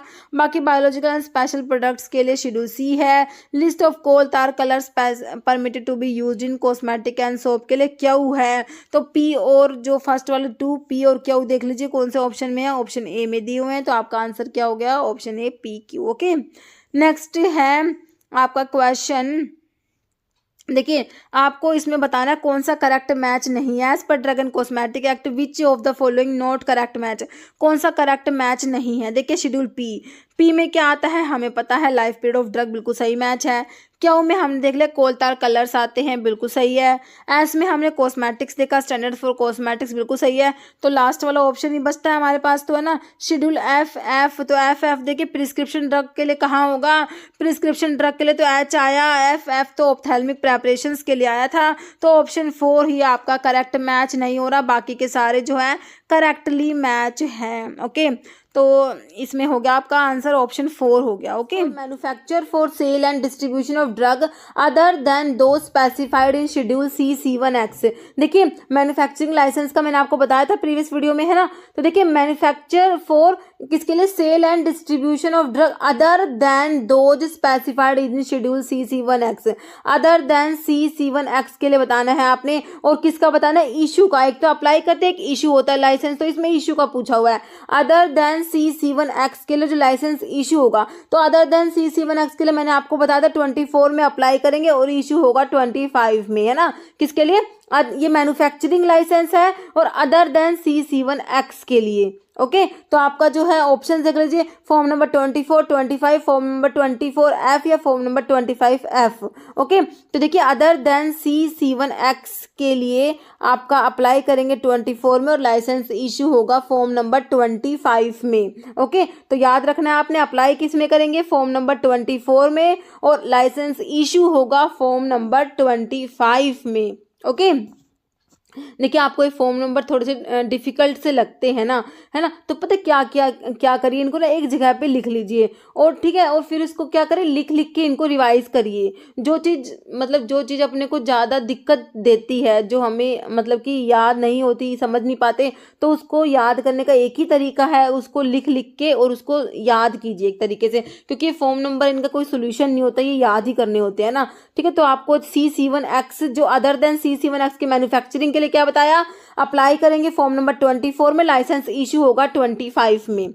ओके, तो आंसर आपका ऑप्शन बी आपको क्लियर हो गया। तो मैंने आपको मैन्युफैक्चरिंग लाइसेंस का बताया था कि other than those specified in C1X के लिए क्या होगा, अप्लाई करेंगे 24 में, इशू लाइसेंस इशू होगा 25 में। और अगर एक्स ड्रग की बात होती, शेड्यूल एक्स की ड्रग की बात होती, तो क्या होता, 24 के आगे एफ लगाना है। ओके, तो लाइसेंस जो है मतलब कि अप्लाई करते 24F में और इस इशू होता 25F में। और C1 एक्सक्लूडिंग एक्स के लिए क्या होगा, मैन्युफैक्चरिंग के लिए अप्लाई करेंगे 27 में और इशू होगा लाइसेंस 28 में। और C1 एंड एक्स, इसमें तो एक्स एक्सक्लूड करा होता है, इसमें इंक्लूड कर दिया, एक्स को इंक्लूड कर दिया, तो इसमें बी भी इंक्लूड कर दीजिए। 27B में अप्लाई करेंगे, 28B में लाइसेंस इशू होगा। ओके, तो ये याद रखने हैं। क्लियर है, नेक्स्ट क्वेश्चन देख लेते हैं। और ये होम्योपैथी और आयुर्वेदा सिद्धा यूनानी का भी देख लेना। मैन्युफैक्चरिंग, होम्योपैथी की मैन्युफैक्चरिंग के लिए अप्लाई करेंगे 24C में और लाइसेंस इशू होता है 25C में। और आयुर्वेदा सिद्धा एंड यूनानी की मैन्युफैक्चरिंग के लिए अप्लाई करते हैं 24D में और लाइसेंस इशू होता है 25D में। ओके, नेक्स्ट क्वेश्चन देख लीजिए, licence issue for the manufacture of drug. अब फिर से मैन्युफैक्चरिंग का पूछा है, देखिए ध्यान से पढ़ना है। Manufacture of drug specified in schedule C1X, तो इसमें C1 एंड एक्स, है ना, C7 एंड एक्स का पूछा आप लोगों से, C7 and x in form number. तो मैंने आपको बताया था अगर C7 नोट एक्स होता है मतलब कि एक्स इंक्लूड नहीं हो, C7 एक्सक्लूडिंग एक्स होता है तो 27 में अप्लाई करते हैं और 28 में लाइसेंस इश्यू होता है। मैन्युफैक्चरिंग का बात कर रहे हैं हम लोग, है ना। मैन्युफैक्चरिंग में अगर होता C7 एक्सक्लूडिंग एक्स होता, एक्सक्लूडिंग एक्स होता तो 27 में तो C7 एक्सक्लूडिंग एक्स होता तो 27 में अप्लाई करते और जो लाइसेंस इशू होता वो 28 में होता, है ना। C7 एक्सक्लूडिंग एक्स की बात हो रही है, लेकिन हमसे पूछा C7 एंड एक्स, है ना, C7 एंड एक्स की बात हो रही है तो 27 बी में अप्लाई करेंगे और 28 बी में लाइसेंस इशू होगा। तो आपसे क्या पूछा है, लाइसेंस इशू पूछा है। देखिए क्वेश्चन पढ़िए, लाइसेंस इशू, है ना, तो 27 में तो अप्लाई कर दिया, ओके, और लाइसेंस इशू कब हुआ, 28 बी में लाइसेंस इशू होगा। ऑप्शन आपका डी राइट हो जाएगा। ओके, तो क्लियर है, ये इशू का पूछा है, मैन्युफैक्चरिंग का पूछा, C7 एंड एक्स का पूछा है। ध्यान से पढ़ना है क्वेश्चन को, उसके बाद आंसर करना है। ओके, तो आंसर हमारा ऑप्शन डी मेरे हिसाब से आपको क्लियर है। और एक बार फिर से देख लीजिए, इसको जितनी बार पढ़ेंगे उतना ही ज़्यादा आपको रिटेन होगा। सच्ची बता रही हूँ मैं, इनको जितना पढ़ेंगे, लिखिए, लिख लिख के इनको, मतलब कि पढ़िए और लिख लिख के इनको लिख के देखिए कि other than those specified in C7 x. देखिए अदर देन C7 एक्स की बात थी, अदर देन C7 एक्स के लिए क्या करा था हमने, 24 में अप्लाई करा और लाइसेंस 25 में इशू हुआ। किसके लिए, अदर देन C7 एक्स के लिए। अब एक्स की बात करेंगे तो क्या करना है, 24 के 24 के आगे F लगा दीजिए, 24F में अप्लाई करा, 25F में लाइसेंस इशू हो गया। और C7 एक्सक्लूडिंग एक्स की बात करी तो क्या बताया था, 27 में अप्लाई करेंगे, लाइसेंस 28 में इशू होगा। और C7 इंक्लूडिंग एक्स मतलब कि इसमें एक्स भी इंक्लूड होगा, तो इसमें क्या इंक्लूड कर देंगे, हम बी इंक्लूड कर देंगे, 27 बी में जो है अप्लाई करेंगे, 28 बी में लाइसेंस इशू होगा।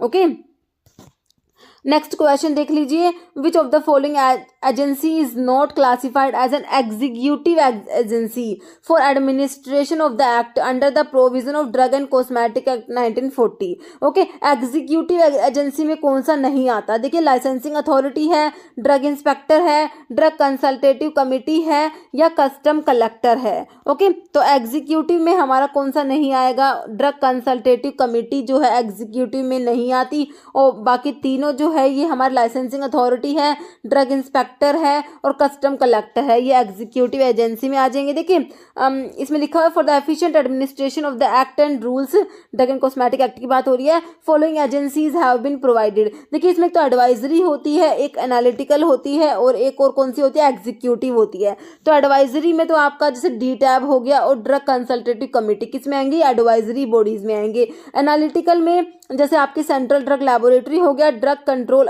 लैबोरेटरी इन स्टेट्स हो गया, गवर्नमेंट एनालिस्ट हो गया। एग्जीक्यूटिव में कौन कौन सी आती है, तो ये नाम आपको पता होने चाहिए, एग्जाम में आ जाता है कि एडवाइजरी में कौन सी है, ठीक है। तो आपको एक ऑप्शन ये दे दिया, बाकी तीन अलग दे दिए, है ना। तो ड्रग टेक्निकल डी टैब और DCC drug consultative committee advisory में आ गई। एनालिटिकल में central drug laboratory, drug control laboratory in states and government analyst आ जाएगा।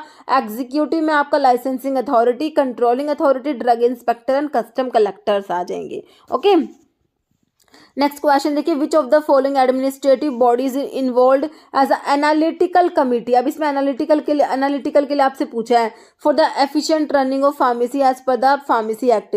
देखिए ड्रग इंस्पेक्टर डिपार्टमेंट है, ड्रग कंसल्टेटिव कमेटी है, ड्रग टेक्निकल एडवाइजरी बोर्ड, तो ये डी टैब जो है और ड्रग कंसल्टेटिव कमेटी है, तो आपकी किस में एडवाइजरी में आई थी ना, सेंट्रल ड्रग लैबोरेटरी, तो आपकी एनालिटिकल कमेटी में ये आ जाएगा, सेंट्रल ड्रग लैबोरेटरी आ जाएगा।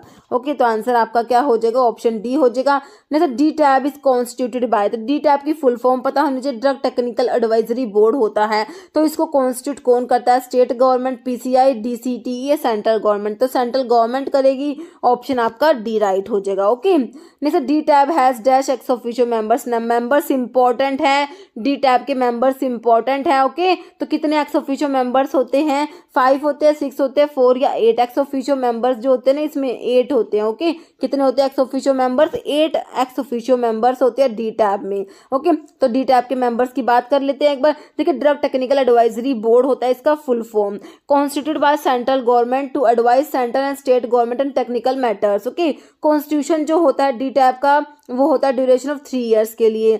चेयरपर्सन जो है डी टैप का वो कौन है, director general of health service, okay, DGHS। Okay, members की बात कर लेते हैं तो इलेक्टेड मेंबर 5 होते हैं, 5 नॉमिनेटेड और 8 ex officio. Okay, 5 5 8, 5 elected, 5 nominated और 8 होते हैं x officio members. Elected members की बात कर लीजिए, 1 teacher in pharmacy, 1 teacher in pharmacology, 1 teacher in medicine, 1 person elected by Indian Pharmaceutical Association, 1 person elected by Council of Central Medical Association। फिर आपके nominated members होते हैं 5 होते हैं, इंपॉर्टेंट है। 2 तो क्या होते हैं, सेंट्रल गवर्नमेंट नॉमिनेट करेगी। देखिए 2 person nominated by central government from amongst member who are in charge of drug control in state. 2 government analyst होते हैं, 1 पर्सन होता है फ्रॉम फार्मास्यूटिकल इंडस्ट्री से। और जो एक्स ऑफिशियल मेंबर 8 है तो 8 के नाम आपको याद होने ही चाहिए। Director general of health service होता है, director of central drug research institute Lucknow, director of central drug laboratory Kolkata, director of Indian veterinary research institute Izatnagar, director of central research institute Kasauli, president of PCI, president of एमसेन, drug controller of India. ये हमारे ex officio members होते हैं DTAB के। Next question है, according to drug and cosmetic act 1940 and rules 1945 for the drug technical advisory board, how many persons are to be nominated by central government from amongst member who are in charge of drug control in state. तो मैंने अभी आपको बताया DTAB के nominated members के बारे में हमने पढ़ा, तो 2 मेंबर मैंने आपको बताया कि सेंट्रल गवर्नमेंट नॉमिनेट करती है ना। कितने member, how many members are to be nominated by central government from amongst member who are in charge of drug control in state. कितने होते हैं, 2 4 6 या 5 दिए हुए हैं, तो आपका होता है 2 मेंबर्स सेंट्रल गवर्नमेंट नॉमिनेट कर रही थी, है ना। तो आंसर ऑप्शन ए हो जाएगा। ओके, एम्स में पूछा हुआ क्वेश्चन अभी रिसेंटली।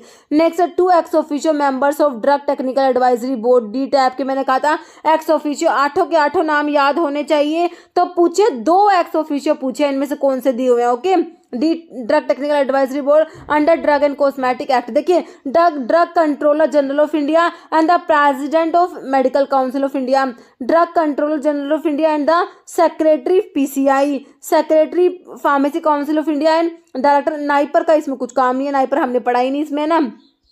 तो हमारा जो है drug controller general of India हो जाएगा, प्रेसिडेंट हो जाएगा MCI, है ना। तो ये सेकंड वाले में ना सेक्रेटरी दिया, सेक्रेटरी ने तो प्रेसिडेंट होता है PCI का। ओके, तो आपका आंसर ऑप्शन ए राइट हो गया। Okay, next who the chairman of drug technical advisory board D tap के चेयरमैन मैंने अभी आपको बताया कौन से, president of PCI, union health minister, director general of health service, drug controller of India. तो ये ऑप्शन सी हो जाएगा, director general of health service the chairman of the DTAB. Okay, next question, appointment of drug inspector is as per the section of drug and cosmetic act 1940। देखिए drug inspector के appointment के लिए आपका कौन सा section होता है, section 21 में ड्रग इंस्पेक्टर अपॉइंट किया जाता है।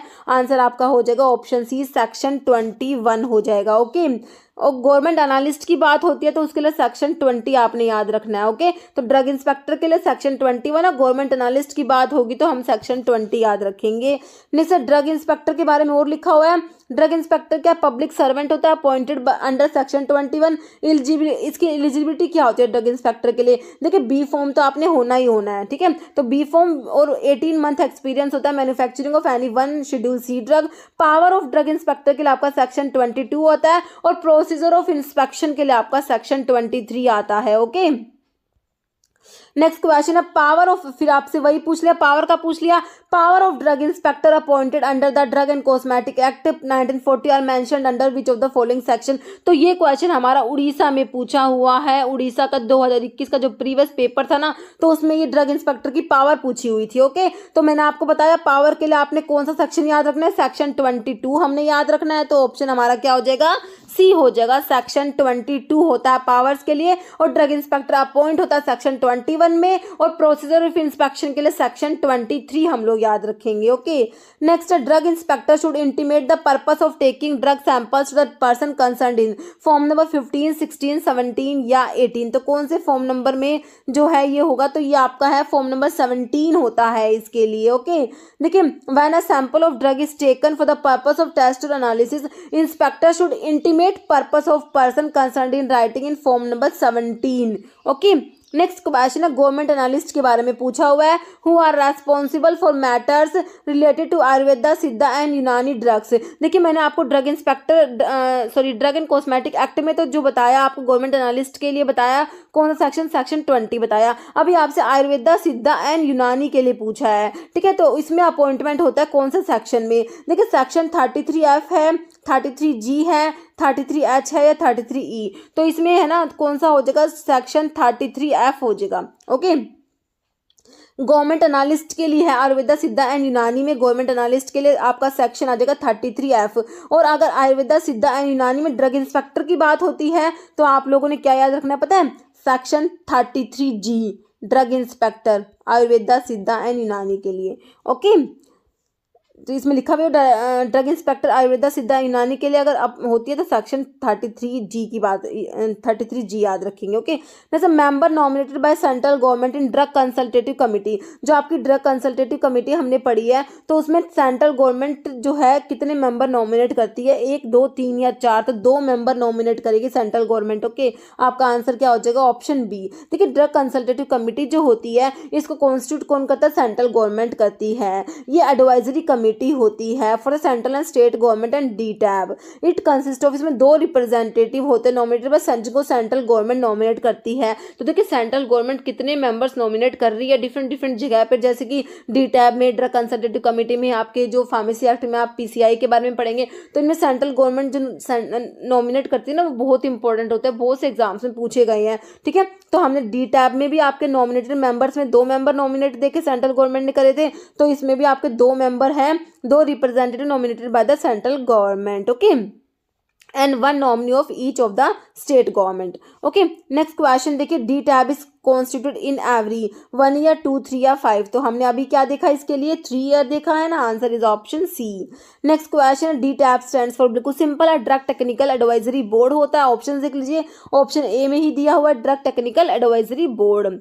नेक्स्ट क्वेश्चन है, central drug laboratory is situated in. तो सेंट्रल ड्रग लैबोरेटरी कहाँ पर है, कोलकाता, मुंबई, चेन्नई या new Delhi. CDLK central drug laboratory कहाँ पर है, कोलकाता में है। ऑप्शन आपका ए राइट हो जाएगा। ओके, तो ये देख लीजिए आप, सेंट्रल ड्रग लैबोरेटरी कोलकाता में, ध्यान रखना है। सेंट्रल रिसर्च इंस्टीट्यूट कसौली में। सेंट्रल ड्रग रिसर्च इंस्टीट्यूट की बात होगी तो लखनऊ याद रखना है। इंडियन वेटरनरी रिसर्च इंस्टीट्यूट के लिए आप इज्जत नगर का नाम याद रखेंगे, ये एग्जाम में पूछे जाते हैं।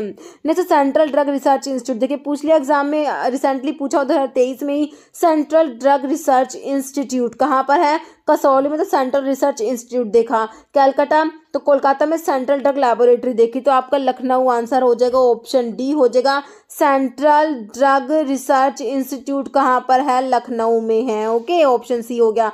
नेक्स्ट है, बायोलॉजिकल्स आर टेस्टेड एट। तो बायोलॉजिकल टेस्टिंग कहाँ होगी, मुंबई में, कोलकाता में, चेन्नई में, कसौली में। तो बायोलॉजिकल्स जो होती है उनकी टेस्टिंग होती है कहाँ पर, कसौली में। ऑप्शन आपका डी राइट हो जाएगा। नेक्स्ट है, function of central drug laboratory. Central drug laboratory जो हमारी कोलकाता में है ना, तो इसका फंक्शन क्या है ये बताना है। देखिए, to analyze a sample of drug and cosmetics, तो सैंपल्स को एनालाइज करती है, या फिर टू इशू लोन लाइसेंस को इशू करेगी, रिपैकिंग लाइसेंस को इशू करेगी, या फिर मैन्युफैक्चरिंग लाइसेंस को इशू करेगी। तो सेंट्रल ड्रग लैबोरेटरी का क्या फंक्शन होता है, to analyze the sample of the drug और कॉस्मेटिक्स। आपका आंसर ऑप्शन ए हो जाएगा। ओके, नेक्स्ट है, which of the following serve as one of the laboratory for producing oral polio vaccine. Okay, तो ये हमारा ESIC का 2019 का क्वेश्चन है, 2019 में पूछा गया था, ठीक है। कौन सी लैबोरेटरी है जो ओरल पोलियो वैक्सीन को प्रोड्यूस करती है, सेंट्रल रिसर्च इंस्टीट्यूट कसौली है, central Indian laboratory pharmacopoeia laboratory Ghaziabad, department of biochemical engineering IIT new Delhi, या Pasteur institute of India Coonoor. तो ये ऑप्शन जो है हमें डी याद रखना है, Pasteur institute of India Coonoor. Okay, next intra uterine device are tested eight.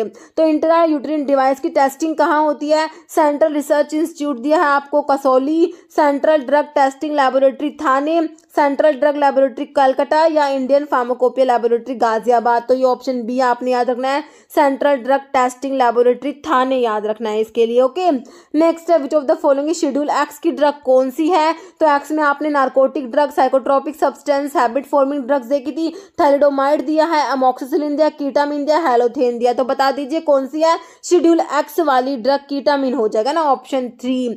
Next question है, application for the issue of a permit to small, import करना है small quantity of drug for personal use is made to the licensing authority in form number 22, form number 12A, 12 या 26। तो इसके लिए option कर देखिए, form number 12A होता है। किसके लिए, application for issue of a permit to import small quantity of a drug for personal use. तो इसके लिए आपका फॉर्म नंबर 12A हो जाएगा। ओके, और इसमें परमिशन ग्रांटेड होती है फॉर्म नंबर 12B में।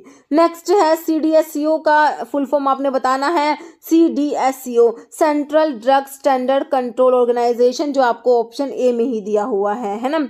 नेक्स्ट क्वेश्चन क्या है, central drug standard control organization याद रखना है। Next under the drug and cosmetic act and rules, ठीक है, ड्रग एंड कॉस्मेटिक एक्ट है, इसमें जो रूल्स है divided into how many parts, कितने पार्ट्स में डिवाइड है, 16 है, 12 है, 18 है या 24 है। तो ये 18 पार्ट्स हो जाएगा, ऑप्शन सी। देखिए ड्रग एंड कॉस्मेटिक रूल्स जो है डिवाइड है 18 पार्ट्स में, each belonging to a particular subject. Next question आपका लोन लाइसेंस के ऊपर है। Loan licence are issued for the manufacture for sale और distribution of drug other than those specified in, other than देखिए schedule G and H, schedule C, G and H, K, W and X ऐसा नहीं होता, other than C1X होता है ना। Option आपका D हो जाएगा।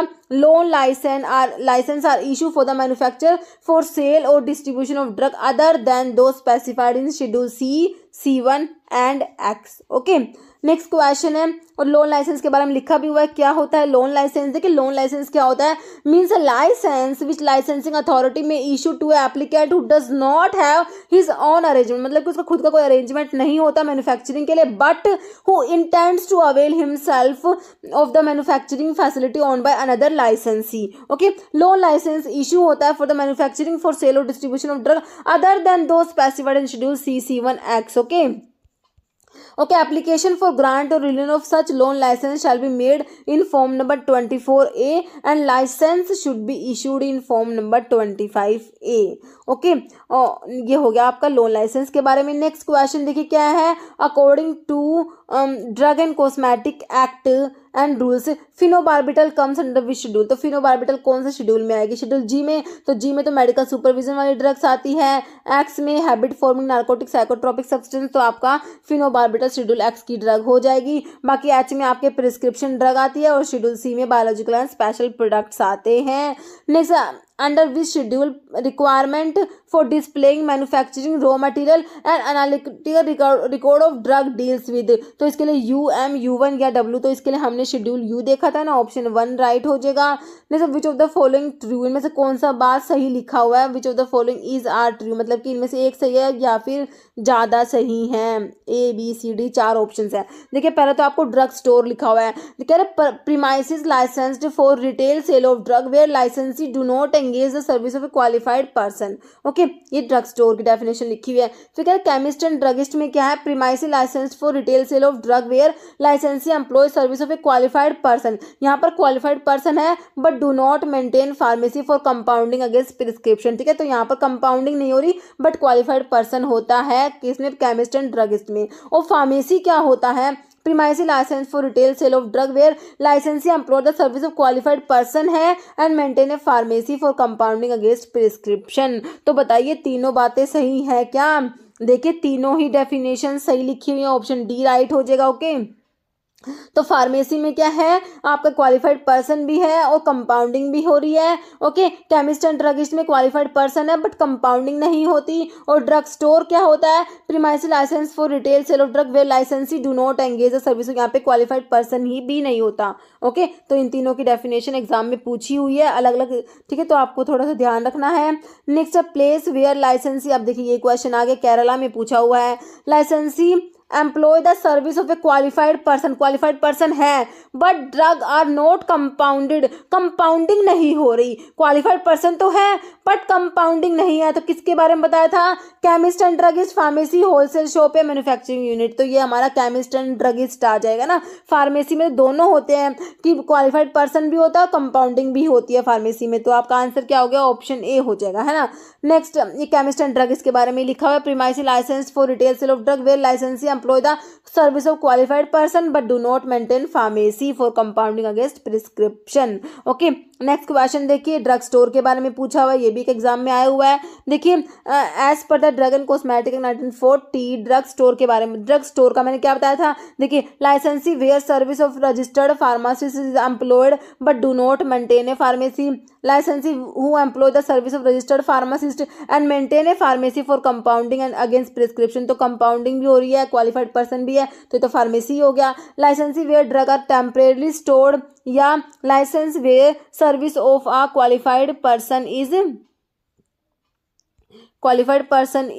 Not required. ओके, तो आपका जो है आंसर क्या हो जाएगा, ये ऑप्शन डी ही हो जाएगा, service of qualified person is not required. Okay, तो ये ड्रग स्टोर की डेफिनेशन हो जाएगी। नेक्स्ट, ड्रग स्टोर के बारे में लिखा हुआ है, premises licence for retail sale of drug where licensee do not engage the service of a qualified person. Next question देख लीजिए, टैबलेट्स और capsules of drug specified in schedule X can be marketed in packaging not exceeding 200 unit dose, 150 unit dose, 100 unit dose या 250 unit dose. तो schedule X की बात हो रही है, तो इसके लिए ऑप्शन सी हो जाएगा, पैकेजिंग जो है should not exceed 100 unit dose. Tablet और कैप्सूल्स की बात हो रही है शेड्यूल एक्स के लिए, तो 100 यूनिट डोज से ज़्यादा नहीं होना चाहिए। ओके, देखिए इसमें सारी आपको लिखी हुई है, packaging of drug specified in schedule X की, ड्रग्स की पैकेजिंग के लिए देखिए, drug specified in schedule x shall not be marketed in packaging not exceeding, देखिए 100 यूनिट डोज। टेबलेट्स और कैप्सूल के केस में हमने 100 यूनिट डोज क्वेश्चन में देख ली। अगर ओरल लिक्विड प्रेपरेशंस होती हैं तो इसमें होना चाहिए नॉट एक्सीडिंग 300 ml, और इंजेक्शंस के केस में नॉट एक्सीडिंग 0.5 ml, मतलब कि 5 ml। ओके, 5 ml है ये। ओके, नेक्स्ट क्वेश्चन देखिए, pack size of albendazole suspension, तो पैक साइज ऑफ ड्रग के लिए आपका शेड्यूल कौन सा आता है, P1 आता है ना। तो एल्बेंडाजोल सस्पेंशन का पैक साइज बता दीजिए कितना होता है, 5 ml, 10, 15 या 30, तो ये 10 ml हो जाएगा। नेक्स्ट क्वेश्चन है, one of the following form is needed for cosmetics manufacturing. Cosmetics के मैंने आपको क्या बताया था, 36, 32, 20 या 24। देखिए आपका 31 और 32 दो ही पड़ते हैं कॉस्मेटिक्स के लिए, तो ऑप्शन बी 32 हो जाएगा। ओके, देखिए कॉस्मेटिक्स की मैन्युफैक्चरिंग के लिए अप्लाई करेंगे 31 में, और लाइसेंस इशू होता है 32 में। लोन लाइसेंस की बात करेंगे, कॉस्मेटिक्स के लिए लोन की बात करेंगे तो अप्लाई करेंगे 31A में, और लाइसेंस इशू होगा 32A में। जैसे good manufacturing practices are prescribed in GMP के लिए आपका कौन सा शेड्यूल है, बिल्कुल सिंपल है, तो शेड्यूल M की बात करते हैं जब भी GMP की बात होती है तो।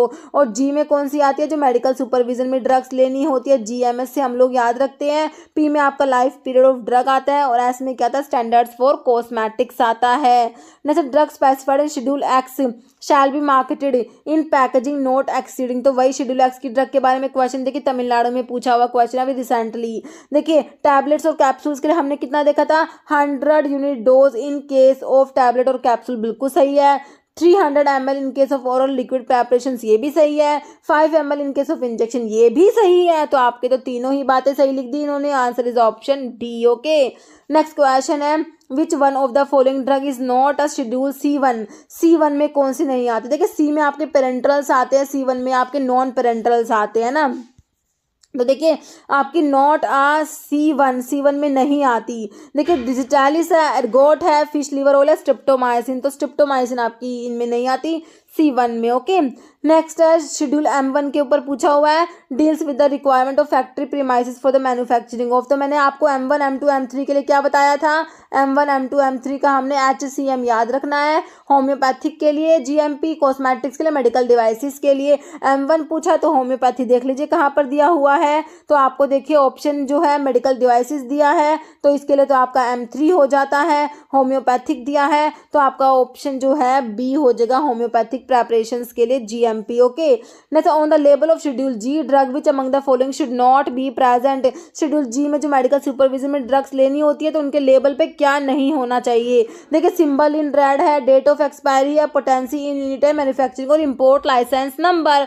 तो क्या नहीं होना चाहिए, सिंबल इन रेड ये नहीं होना चाहिए। बाकी date of expiry, potency in units और मैन्युफैक्चरिंग और इंपोर्ट लाइसेंस नंबर होता है। ओके, देखिए particulars which should appear on schedule G, drug पे क्या क्या लेबलिंग के लिए क्या क्या होना चाहिए। देखिए प्रॉपर नेम होना चाहिए, मैन्युफैक्चरिंग या इंपोर्ट लाइसेंस नंबर होना चाहिए, बैच नंबर होना चाहिए, पोटेंसी इन यूनिट्स होनी चाहिए और डेट ऑफ एक्सपायरी होनी चाहिए। ओके, नेक्स्ट है subsequent penalty on the offence related to manufacture, sale, distribution, stocking, exhibition, offering for sale और distribution of spurious drug but not manufactured under the name of any other drug. ठीक है, question ध्यान से पढ़ना है। Subsequent penalty आप लोगों से पूछी है, सब्सिक्वेंट, फर्स्ट कन्विक्शन का नहीं पूछा, सब्सिक्वेंट पेनल्टी पूछा है। ओके, तो किसके लिए, spurious drug but not manufactured under the name of another drug. Okay, तो manufacture, sale, distribution, stocking, exhibition, offering for sale और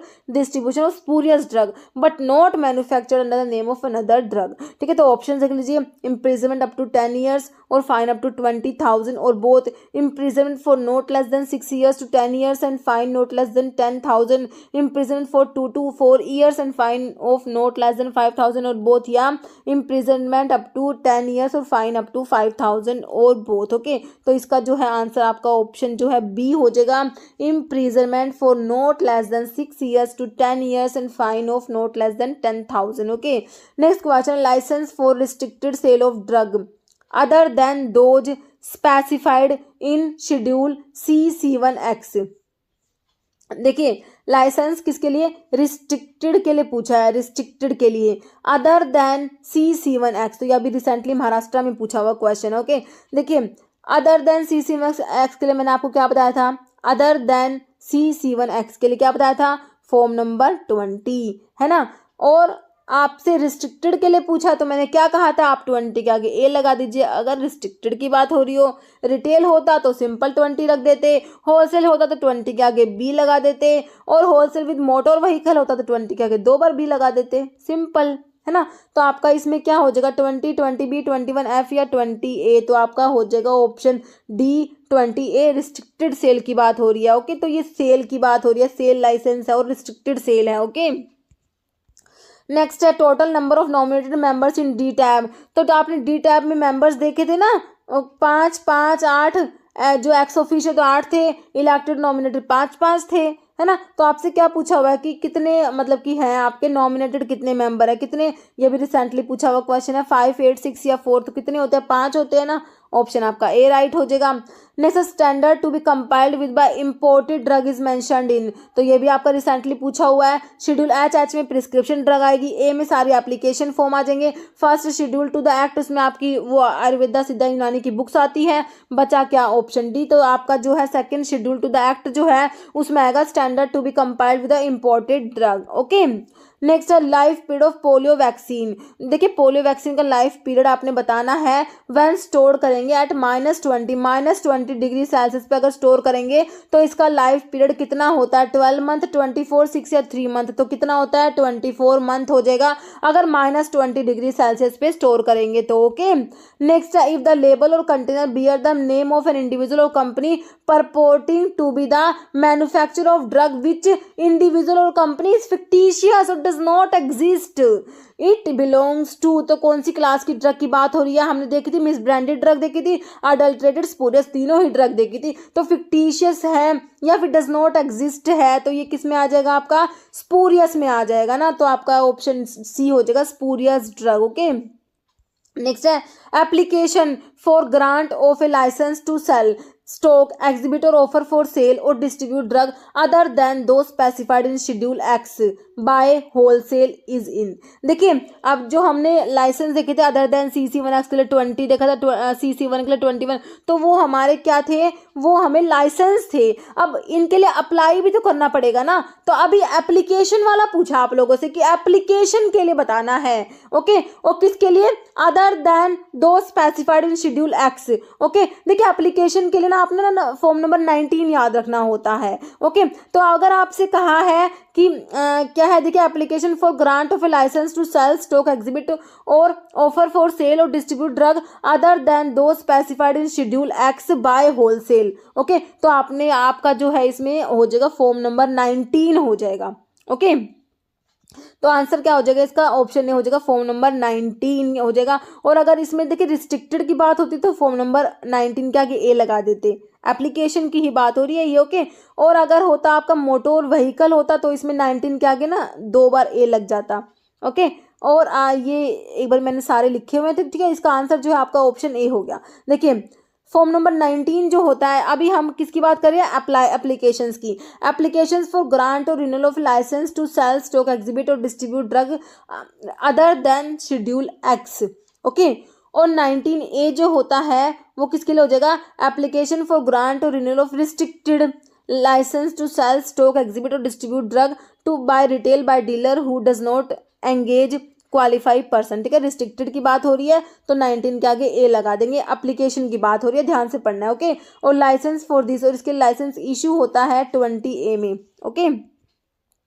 क्योंकि हमने जो है अदर देन CC1X के लिए क्या देखा था, 20 देखा था, और रिस्ट्रिक्टेड के लिए हमने 20A देख ही लिया है ना। रिस्ट्रिक्टेड के लिए ए लगा देते हैं। फिर आपका है जो 19AA किसके लिए, देखिए एप्लीकेशन फॉर ग्रांट और renewal of licence to cell, stock, exhibit और distribute drug form A motor vehicle. तो मैंने आपको बताया मोटर व्हीकल जो आएगा तो आपने 19 के आगे 2 बार ए लगाना है। और इसका लाइसेंस हमने, इसमें लाइसेंस किसमें मिला था, हमने लाइसेंस देखा था 20 जो है बी हो जाएगा इसके लिए, फॉर्म नंबर 20B है ना।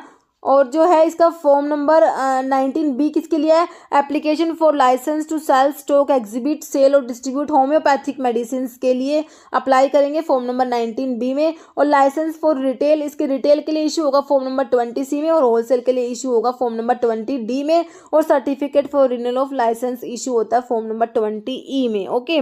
नेक्स्ट एप्लीकेशन फॉर ग्रांट और renewal of restricted licence to cell, stock, exhibit और distribute drug by retail by dealer who does not engage qualified person. ये रिस्ट्रिक्टेड की तो बात हो रही है ना, तो रिस्ट्रिक्टेड के लिए हमने क्या करना है, एप्लीकेशंस में क्या करना है, रिस्ट्रिक्टेड के लिए मैंने आपको बताया ए लगाना है, तो 19 के आगे सिंपल ए ही तो लगाना है ना, ऑप्शन ए हो जाएगा आपका। फॉर्म नंबर 19A है, बिल्कुल सिंपल है ना। तो 19A में एप्लीकेशन फॉर ग्रांट और renewal of restricted licence to cell, stock, exhibit और distribute drug by retail by dealer who does not engage qualified person, okay. और लाइसेंस इसके लिए हमने इशू में क्या बताया था, रिस्ट्रिक्टेड में 20A था, ओके। नेक्स्ट है एप्लीकेशन फॉर्म 19C। अब 19C पूछा है किसके लिए है, 19C is used for the following schedule. तो 19C किसके लिए है, schedule C and C1, schedule C homeopathic drug या शेड्यूल एक्स। तो 19C पता किसके लिए, शेड्यूल एक्स की ड्रग के लिए। अभी तो आपने अदर देन CC1X पढ़ा था है ना, तो आपका जो है एक्स के लिए जो होता है 19C में एप्लीकेशंस के लिए ये 19C होता है, ओके। और ये 19C का ही लिखा हुआ है, एप्लीकेशन फॉर ग्रांट और renewal of a licence to cell, stock, exhibit और डिस्ट्रीब्यूट शेड्यूल एक्स ड्रग। और इसकी हमने एक्स की रिटेल के लिए क्या देखा था, एक्स में देखो तो रिटेल और होलसेल देखा था ना, तो रिटेल के लिए तो आपने 20F देखा था, होलसेल के लिए 20G हमने देख लिया था, ओके। नेक्स्ट है which agency advise government and DTAB on issue related to uniform operation of drug and cosmetic act throughout the country, okay. तो कह रहे हैं कौन सी एजेंसी एडवाइज करेगी government and DTAB on issue related to uniform operation of drug and cosmetic act throughout the country. तो drug consultative committee होती है, सेंट्रल ड्रग लैबोरेटरी होती है, ड्रग कंट्रोल डिपार्टमेंट है, सेंट्रल ड्रग रिसर्च इंस्टीट्यूट है। तो ये advice करेगी आपकी कौन, drug consultative committee. Next question है ड्रग कलर्ड कोटेड पाउडर और polish so as to conceal damage, है ना। तो ये स्पूरियस ड्रग है, misbranded, adulterated and new drug. तो ये हमारी मिस ब्रांडेड ड्रग होती है, ऑप्शन बी राइट हो जाएगा। जैसे एप्लीकेशन फॉर ग्रांट और renewal of licence to cell, stock, exhibit for sale और distribute drug is given in form number. तो एप्लीकेशंस के लिए पूछा है, एप्लीकेशन फॉर ग्रांट और renewal of a licence to cell, stock, exhibit for sale और distribute. तो 21 है, फॉर्म नंबर 19 है, या फिर 20 है, 20A। तो इसमें जो है आपका हो जाएगा एप्लीकेशंस के लिए ऑप्शन बी, फॉर्म नंबर 19।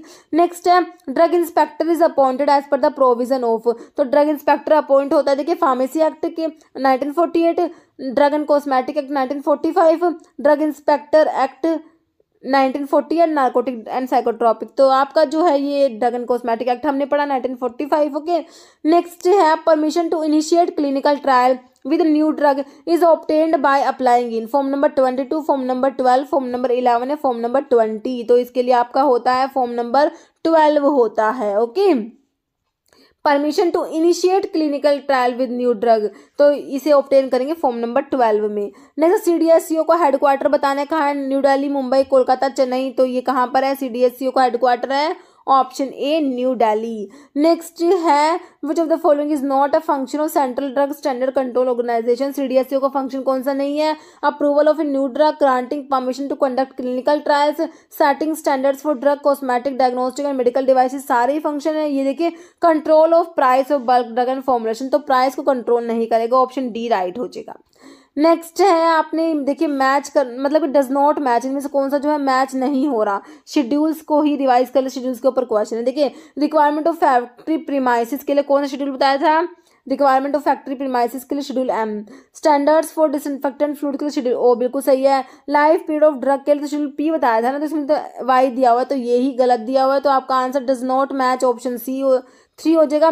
बाकी list of minimum equipment for efficient running of pharmacies के लिए शेड्यूल N आ जाएगा आपका। ओके, तो आपका जो है ऑप्शन 3 राइट हो गया।